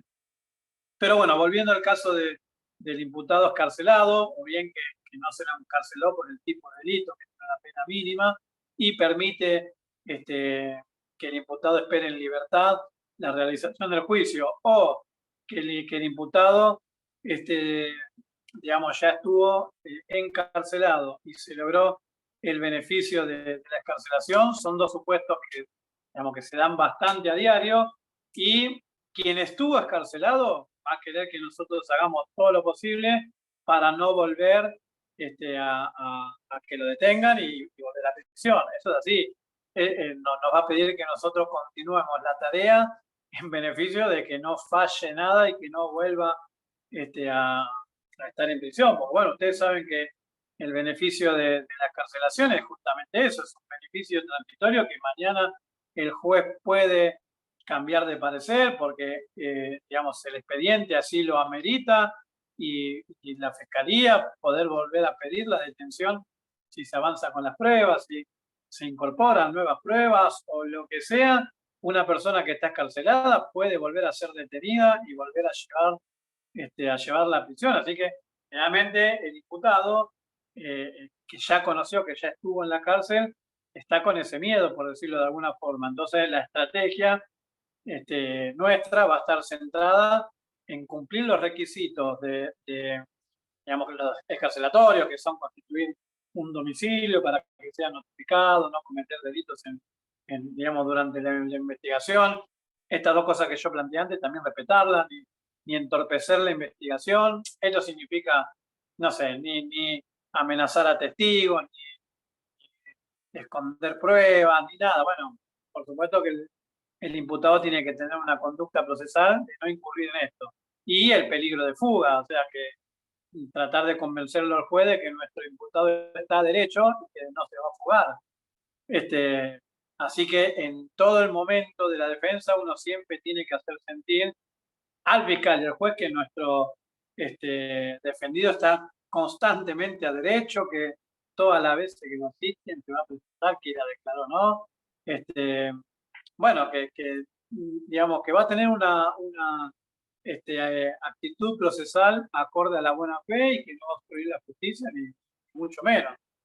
Y la persona, digamos, que nunca estuvo descarcelada, porque tiene el sometimiento de una conducta suya reprochada como constitutiva de delito, esta persona tiene la ventaja de que no conoció ni una comisaría ni la cárcel, entonces también va a tener que tratar de justamente no conocerla ni que le pase nada de esto. Entonces, generalmente en estos casos, que por ahí se dan por delitos digamos, menores, por llamarlo de alguna forma, también es conveniente fijarse si hay una solución alternativa al proceso que no sea juicio oral, si las condiciones están dadas por el plexo probatorio desarrollado, por las circunstancias propias del expediente, ver si se puede plantear una que se llama probation, suspensión del juicio de prueba, que eso son tareas comunitarias que uno brinda y uno se compromete a realizar en determinadas horas por una cantidad de tiempo.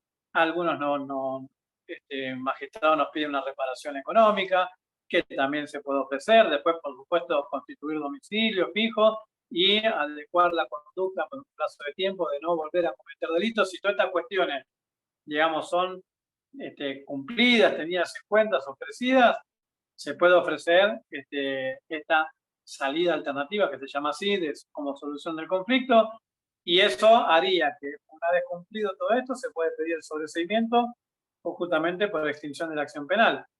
Y un juicio abreviado, que eso es otra cosa, eso significa que uno sí acepta la responsabilidad criminal reprochada, pero el abogado como defensor va de alguna forma a pactar, por decirlo así, porque no es más que una negociación como se hace en civil, en laboral, en penal también, se negocia, se pacta con la fiscalía la cuantificación de la pena, que generalmente en la escala penal para el defensor siempre va a buscar que tienda a ser la menor, para la fiscalía porque hacen su trabajo y está bien, siempre va a buscar que sea del otro lado la mayor, y bueno, si hay un acuerdo, se pacta un monto de pena en el cual el imputado es condenado, pero el beneficio de esto es que digamos, no se va a desarrollar el juicio oral porque ya se hizo esto que se llama juicio abreviado, y generalmente, digamos, es una muy buena forma de solución porque a criterio del abogado defensor estaríamos obteniendo una condena mucho menor de la que hubiera sido un juicio oral. Quizás una condena en un juicio oral de, no sé, voy a decir algo, 7 años, por decir algo, capaz que en un juicio abreviado lo podemos hacer por 2. Y por ahí si el imputado ya cumplió un determinado periodo de condena, eso se lo va a tener en cuenta y quizás con el abreviado ya prácticamente quede en libertad, que no es lo otro, no es la probation, que digamos ahí no se acepta la responsabilidad criminal, sino una vez cumplidas todas esas tareas comunitarias y el régimen de conducta, se cumple si hay ofrecimiento pecuniario como reparación, uno puede pedir sobreseimiento y la persona queda sobreseída. En el juicio abreviado no, hay condena, va a haber antecedente criminal, pero el beneficio es que le vamos a obtener una condena reducida y no la que le hubiera correspondido, a lo mejor si lo hubieran sentenciado con veredicto condenatorio a la pena de tantos años. Bueno, Ezequiel, retomemos. Bien. Acá hacen una pregunta respecto al tema de las fianzas. ¿Nosotros debemos ser los fiadores de nuestros patrocinados? No, la fianza en el sentido de derecho penal es, digamos, el ofrecimiento de algún bien en fianza, en el cual, por ejemplo, en una excarcelación, generalmente se abona una fianza que lo determina, digamos, el juzgado, el juez, como para que le conceda la libertad, pero nosotros no somos fiadores de nuestro defendido. Nosotros vamos a suponer que tenemos un defendido que está excarcelado y nosotros en su momento acompañamos estos pedidos diciendo que nuestro cliente se iba a portar bien, no se iba a fugar. Y mañana el cliente, vamos a suponer que se fugó, se fue a la triple frontera y pasó para el Paraguay. Bueno, pero eso fue una cuestión de mi cliente, no mía como voz defensor. Yo no tengo la culpa, no tengo nada que ver. O sea, mi trabajo consistió en conseguir el beneficio y asesorarlo de que se porte bien. Después, si se fugó, es un problema de él. Por supuesto, si a mí me pasa eso, que ese ejemplo así nunca me pasó, pero bueno, yo renunciaría a la defensa, obviamente. Sí, Ezequiel. Bien, también preguntan acá si el cliente fue representado por un defensor oficial y quiere cambiar a abogado privado en este supuesto de excarcelación. ¿Es el mismo trámite? Sí, otra interesante pregunta que en la práctica se da mucho. Ustedes sabrán que cuando se detiene una persona, automáticamente se le designa un defensor oficial si es que no tiene un defensor particular, que generalmente se le designa y el defensor particular por ahí asume el cargo horas después o días después, lo que sea, pero el defensor oficial siempre está, digamos, ante la ausencia de un defensor particular. Bueno, es muy común también que o el imputado o la familia no reúnan digamos, el dinero como para afrontar una defensa particular, tarde un tiempo hasta que lo junta, vamos a suponer, hablando en ejemplo, y pasa un plazo hasta que lo consiguió y juntó. En ese plazo fue defendido por un defensor oficial que hizo una tarea defensista, hizo peticiones, hizo algunos pedidos de prueba y capaz que también le interpuso un pedido escarcelatorio, o sea, capaz que le solicitó la escarcelación de su defendido. Y vamos a suponer, yendo más lejos, que le fue denegado al imputado la solicitud de escarcelación planteada por la defensa oficial. Lo que es de buena práctica, digamos, derecho penal y cuando somos particulares, es que se puede hacer una nueva petición escarcelatoria y uno puede pedir la escarcelación cuantas veces quiera, o sea, no hay un número de cuántas veces se puede hacer. Y a esto voy, sí, lo que es de buena práctica es cambiar los fundamentos, eso sí, porque si nosotros con el mismo fundamento pedimos 10 veces la escarcelación, 10 veces nos van a decir que no, si el fundamento es el mismo. Si yo digo por la circunstancia A, B y C, mi defendido tiene que ser excarcelado, me van a decir no al lugar. Y si yo vuelvo a pedir la excarcelación con los fundamentos A, B y C, si ya me dijeron que no antes, me van a decir que no ahora.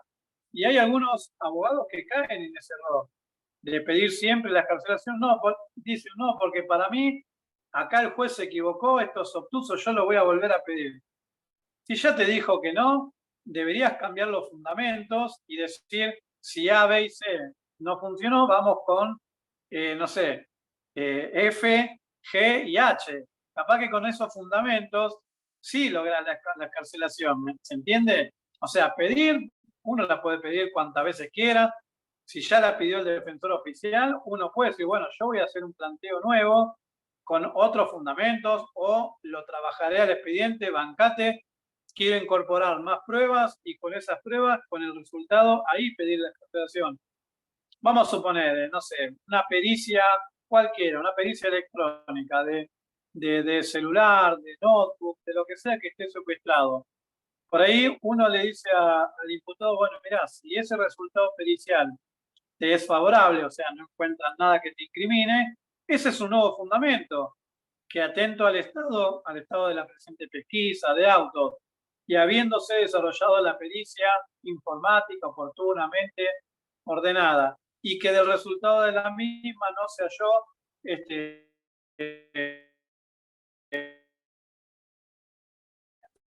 no sé, ninguna inicio, ni haya tenido alguna participación criminal en el hecho, vuelvo, o sea, en el beneficio de indubio pro reo, de la duda, y digamos, ahora me voy a referir, ¿no? Pero cuando uno pide una excarcelación está mucho más fundado estas dos líneas que estoy haciendo, ¿no? Porque son, digamos, derechos constitucionales. Pero bueno, con este ejemplo que yo di, ahí como ya se incorporó una nueva prueba a lo que ya había dicho el defensor oficial en su momento y todavía no estuvo agregada esta prueba, ahora sí, bueno, hasta antes no me la diste, estabas esperando el avance de la investigación. Ahora vino el resultado de la pericia informática.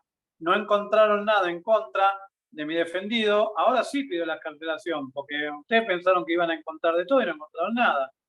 Vamos a utilizar ese ejemplo, ¿no? Si no puede ser otro tipo de pericia u otra declaración testimonial. Quizás uno le puede decir al imputado o a los familiares, bueno, vamos a presentar de testigo a fulano, mengano y sultano, quienes van a poder incorporar al expediente información en tal y tal y tal sentido y hasta por ahí van a desmentir al denunciante, vamos a suponer.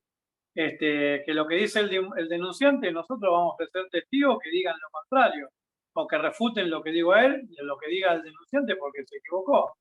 Y entonces ahí, si está producida esa prueba, declararon los testigos ofrecidos por la defensa, que fue en ese sentido donde desmiente todo lo realizado en la denuncia, todo lo vertido en la denuncia, entonces ahí podemos pedir la excarcelación. Vamos a decir que el expediente se desarrolló en tal sentido, por eso mi cliente fue detenido, pero ahora los testigos fulano y fulano y fulano que declararon dieron su versión de los hechos que fueron contrarias a lo que había sido denunciado, que mi cliente no fue, que mi cliente no estuvo en el lugar, que se confundió porque mi cliente en ese momento estaba en Mar del Plata y no estaba en el lugar de los hechos, o que, no sé, o que el testigo estuvo con el cliente comiendo un asado en tal restaurante, así que tampoco estuvo ahí, o lo que fuere, el ejemplo que fuere. Entonces ahí sí pedir una nueva excarcelación con esa prueba, que capaz que cuando el imputado nos contrata dicen, ya quiero una nueva excarcelación porque se la denegaron al defensor oficial. Entonces uno dice, bueno, pará, yo te voy a pedir la excarcelación, pero necesito trabajarlo un poco más al expediente. No lo voy a pedir por pedir con los mismos fundamentos del defensor oficial. Vamos a hacer prueba, vamos a pedir que se incorpore, se cite a declarar a los testigos fulano, mengano y sultano, que hasta que se designa la fecha, hasta que lo citan, hasta que van, porque si no van, después designan nueva fecha para ser conducidos por la fuerza pública. Bueno, son varias implicaciones, pero pasa un tiempo. Y después con el resultado de esa declaración uno lo puede fundar. Entonces, a la pregunta del colega, ¿se puede plantear nuevas excarcelaciones? Sí, si los fundamentos son distintos a la que ya planteó el defensor oficial, sí. Y como poder, uno como abogado defensor puede pedir las excarcelaciones tantas veces crea necesario, o si quiere insistir con una, vamos a suponer, si uno cree que la del defensor oficial o la de uno fue mal denegada, uno puede apelar a la Cámara y así, casación y la Corte, si uno cree que el juzgado de grado se equivocó. Puede insistir en que los fundamentos esos son los correctos, o puede, lo que ya dije recién, incorporar nueva prueba y pedir nuevamente con otros fundamentos. Sí, Ezequiel. Bueno, vamos al final y dejamos el tema de honorarios. Yo acá quería repetir las preguntas que dejaron al principio respecto a este tema. Hasta la aceptación del cargo, ¿cuánto se cobra?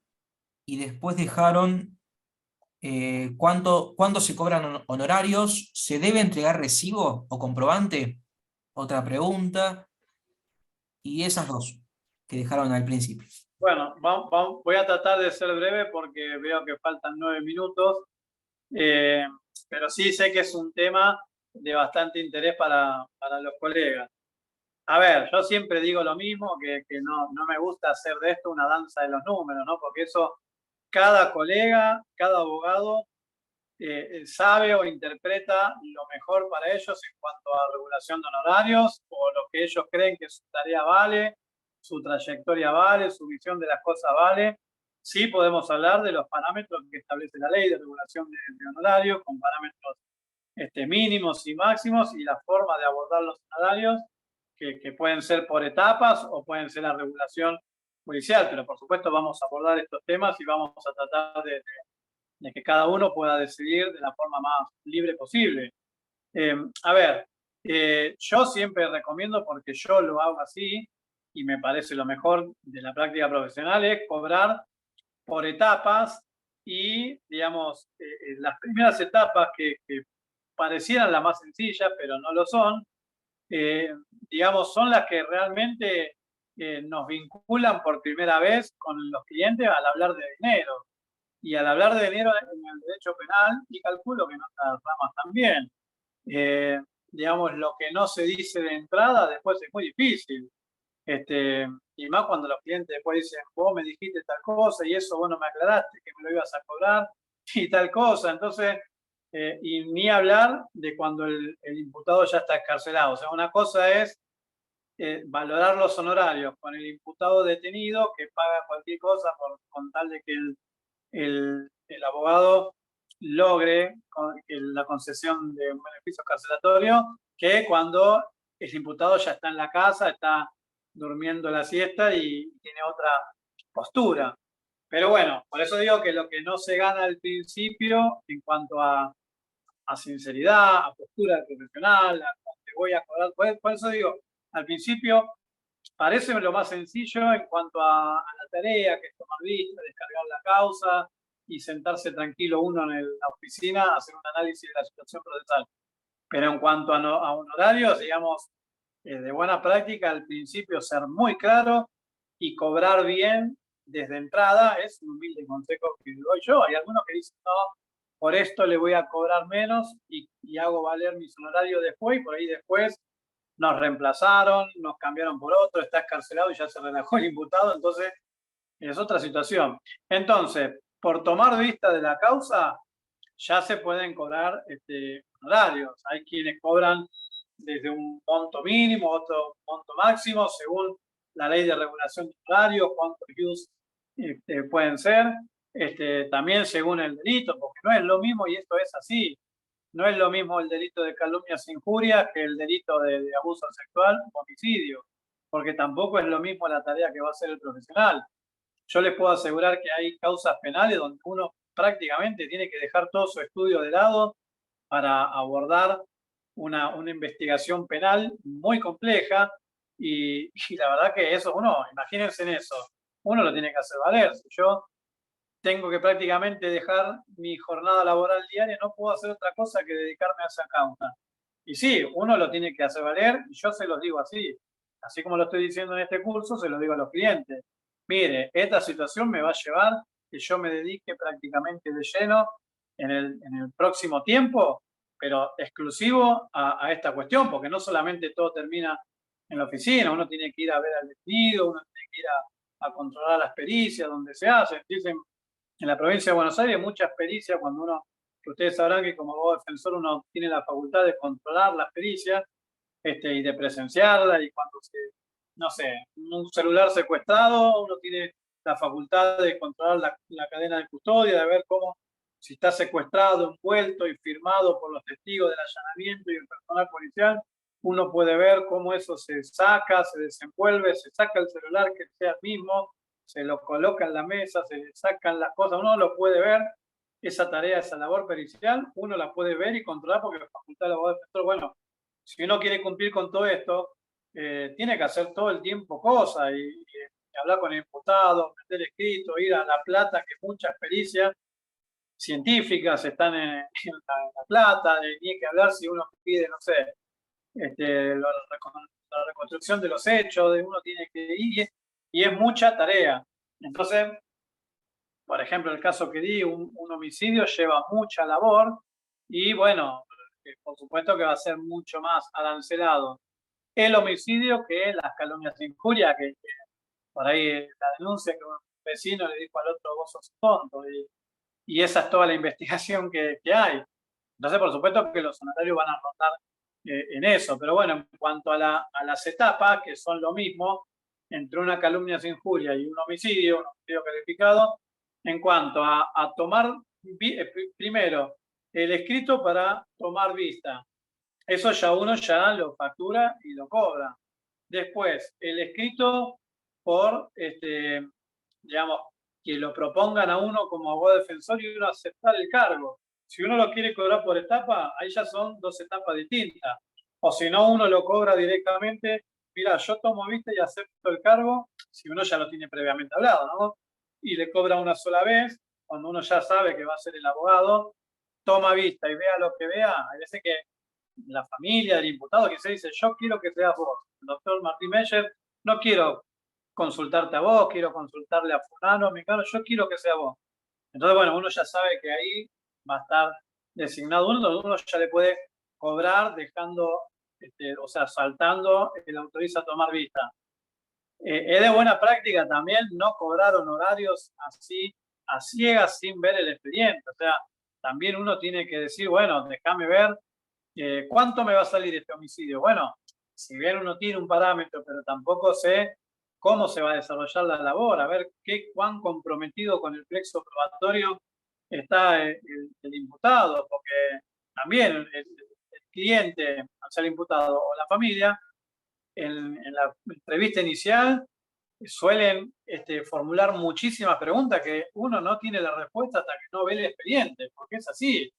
Yo siempre tengo la costumbre de ejemplificar que para sea, el médico, cuando si uno lo llama por teléfono y dice, doctor, me duele acá, me duele acá. El médico te va a decir, bueno, vení a mi consultorio, que te reviso, te doy un diagnóstico y te doy la medicina apropiada. Bueno, para el abogado, lo que es el cuerpo humano, para el médico, para el abogado es el expediente judicial. O sea, uno lo tiene que ver, hacer el diagnóstico legal, y lo que es la medicina para el abogado es la estrategia para el abogado. Entonces uno sin revisarlo, sin revisar el expediente judicial, uno no puede hacer decir te cobro esto por tal cosa si uno no vio ni siquiera una sola hoja del expediente. A mí me parece que digamos, de buena práctica, también antes de tirar números y honorarios así a viva voz, también es bueno ver el expediente, ver la complejidad del expediente y recién después pactar una nueva entrevista y sí, digamos, tener el panorama más apropiado como para darle unos abogados, unos honorarios por parte del abogado que no se quede corto, porque si uno, de última, entre colegas, lo hablamos, si uno se pasa de largo y le cobré de más, y bueno, mejor. El problema es si uno le cobra de menos y se compromete con el trabajo, ese es el problema. Bueno, Ezequiel, son las 4 horas de finalización, no sé si querés que abordemos alguna pregunta más. Bueno, sí, acá Valeria hizo como un resumen, dice, entonces serían estas etapas para ir cobrando, primero la vista, segundo la aceptación del cargo y tercero. Y tercero, digamos, por ejemplo, en el caso que di de una persona privada de la libertad, la excarcelación, que no es un tema menor, y uno le puede decir, bueno, nos abordamos, por ejemplo, a la excarcelación, lo tengo que hacer ya, bueno, que uno hace el diagnóstico de la situación, cuando toma vista, acepta el cargo, ahí uno ya sabe más o menos el panorama de qué se trata, porque tomó vista y vio el expediente. Ahí, en esa aceptación de cargo, ya uno tiene que abordar un honorario más fuerte, no digo definitivo, pero sí considerable, muy superior al de tomar vista. Después por la excarcelación, también yo por lo menos trato de que se me abone como algo aparte y no como dentro del mismo paquete, porque es otra etapa, la excarcelación, y más si uno obtiene resultados favorables. Y después por la etapa de la IPP, o sea, cuando uno acepta el cargo, hasta la etapa de la IPP, que es la investigación penal preparatoria, que es la parte de instrucción. Después, si uno, el imputado, pasa a juicio oral, esa es otra etapa distinta, con otro honorario distinto, es otra cosa, otra dinámica, y ahí hay que volver a discutir los honorarios si es que el imputado quiere que nosotros los sigamos defendiendo, porque hay algunos imputados que creen que lo que nos abonaron al principio, eso les sirve para hasta que lo condenan en el juicio oral. Y no, hay etapas intermedias que también requieren de honorarios, y el juicio oral, hay colegas que incluso lo consideran lo más caro, más que la etapa de instrucción, porque donde se decide la suerte de la condena o la absolución es en el juicio oral. Está bien, la parte de instrucción es muy importante y ver con qué carga probatoria llega uno al juicio oral, pero en el juicio oral es el famoso en la cancha se ven los pingos, bueno, es donde uno, desarrollando su labor, donde uno prácticamente vuelca la suerte del imputado si lo condenan o lo absuelven. Termina el juicio oral y sabe si va preso o si se va en libertad. Entonces, hay algunos colegas que consideran que es lo más caro y lo que se debe volver a pactar de honorarios antes, o sea, cuando empieza el juicio oral, quiero decir, antes del veredicto condenatorio o absolutorio, tiene que pactar nuevos honorarios y significativos. Bien, sí, acá agregan el tema inflacionario, por el tema de las etapas. Que no es un, Claro, que no es un tema tal que cual. no es un tema menor, y con esto cierro. Son muchos los colegas los cuales trato de incluirme si la situación lo ameritan, de que los aranceles en penal es muy común que se cobren en dólares. Es muy común, quizás a la gente le cae chocante, al diputado, a la familia, dice, ¿por qué si en un país de circulación legal y obligatoria es el peso, me cobras dólares? Y pero porque con la inflación de este país, a vos no te gusta perder y a mí tampoco. Y tampoco yo quiero que se me licúe mis honorarios, porque siempre digo la misma frase, para los abogados, nuestra profesión no es un modo de vida solamente, sino es un medio de vida. Por lo menos en mi caso, yo me gano la vida como profesional y no hago otra cosa. Entonces, mi medio de vida, Entonces, no quiero que me paguen de más, pero tampoco de menos, y quiero conservar mi dinero. Entonces, es muy común, no digo ni que está bien, ni que está mal, ni que lo hagan, ni que lo dejen de hacer.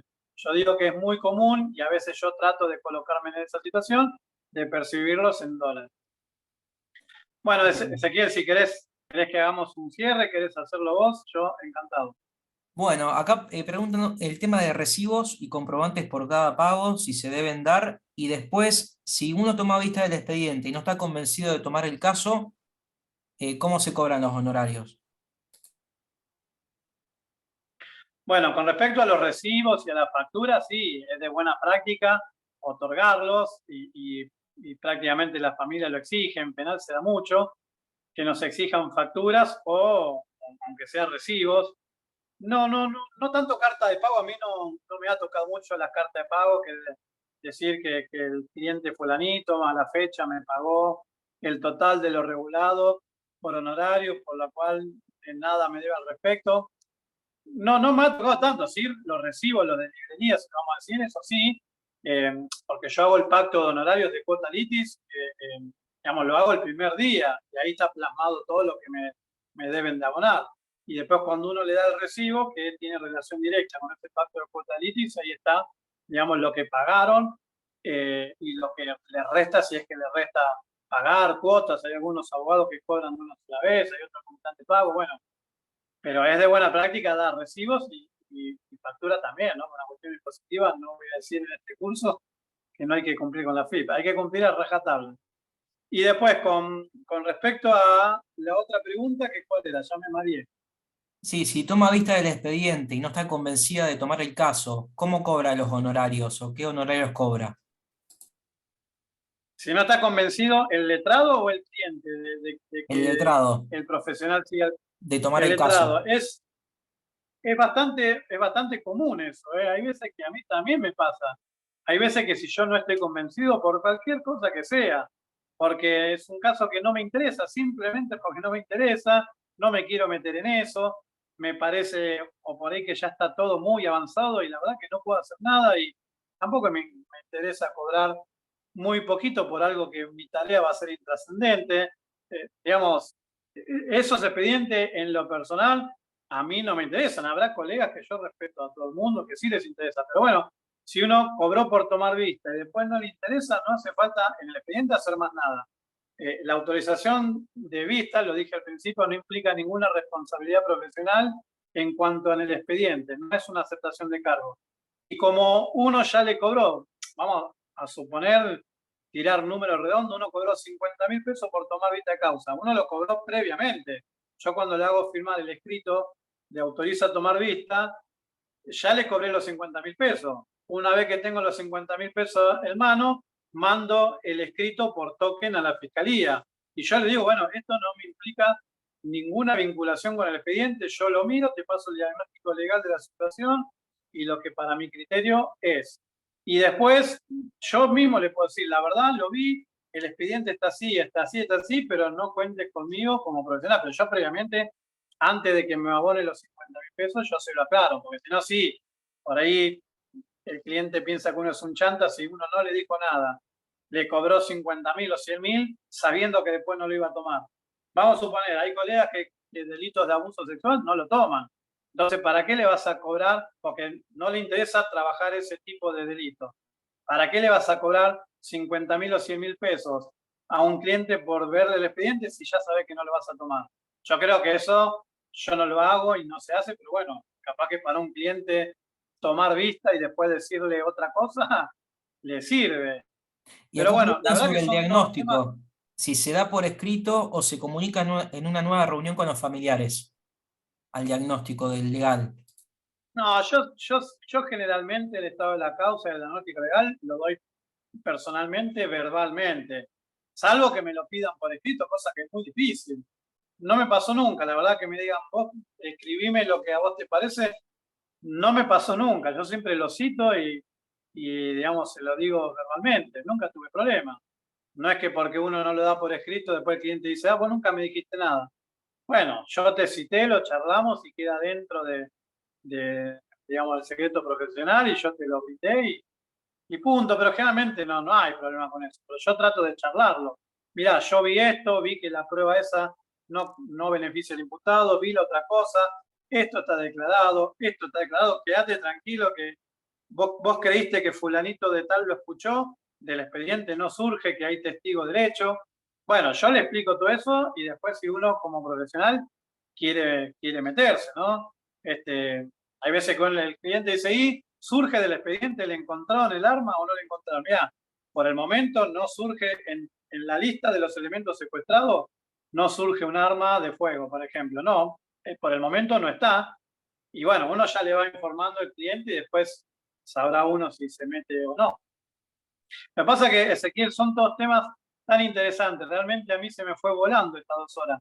Da como para hacer uno próximo porque es realmente interesante y más cuando, como nosotros lo queremos hacer con casos prácticos, por ahí, perdón si me voy por la rama, pero quiero ilustrar al colega que por ahí no tiene mucho la práctica profesional en esa situación de cómo se aborda, yo tratando de ilustrarlo y de que le sea lo más visible posible. A veces, por ahí, de tanto explicar, me voy por la rama, pero mi misión es que quien escucha esta charla pueda ser el representado de cómo sería el caso concreto de la temática que estemos charlando. Bien, La verdad que bueno, ha sido un gusto. ahí están agradeciendo, Martín. Avi está agradeciendo, Rocío, bueno, Valeria también. Muchas gracias, Valeria, por tus palabras, que le encantó el taller. Muchas gracias. Bueno, esperamos que le haya sido de utilidad. Gracias, Martín, nuevamente, por participar y Bueno, sumarte. muchas gracias a vos, Ezequiel. Es un placer, como siempre, tener este tipo de charlas. Invitamos a todos los participantes que quizás ya nos tienen, pero bueno, a seguirnos en nuestras redes sociales. Ahí tienen cómo encontrarnos y quedamos a disposición de ellos para lo que necesiten. Muchas gracias y será hasta... Sí. Exactamente, mañana se sube la grabación y en la semana les enviamos los certificados de participación. ¿Sí? Muchas gracias, Martín, nuevamente. Un placer compartir con vos esta capacitación. Muchas gracias a todos. Hasta luego. Buen fin de semana para todos.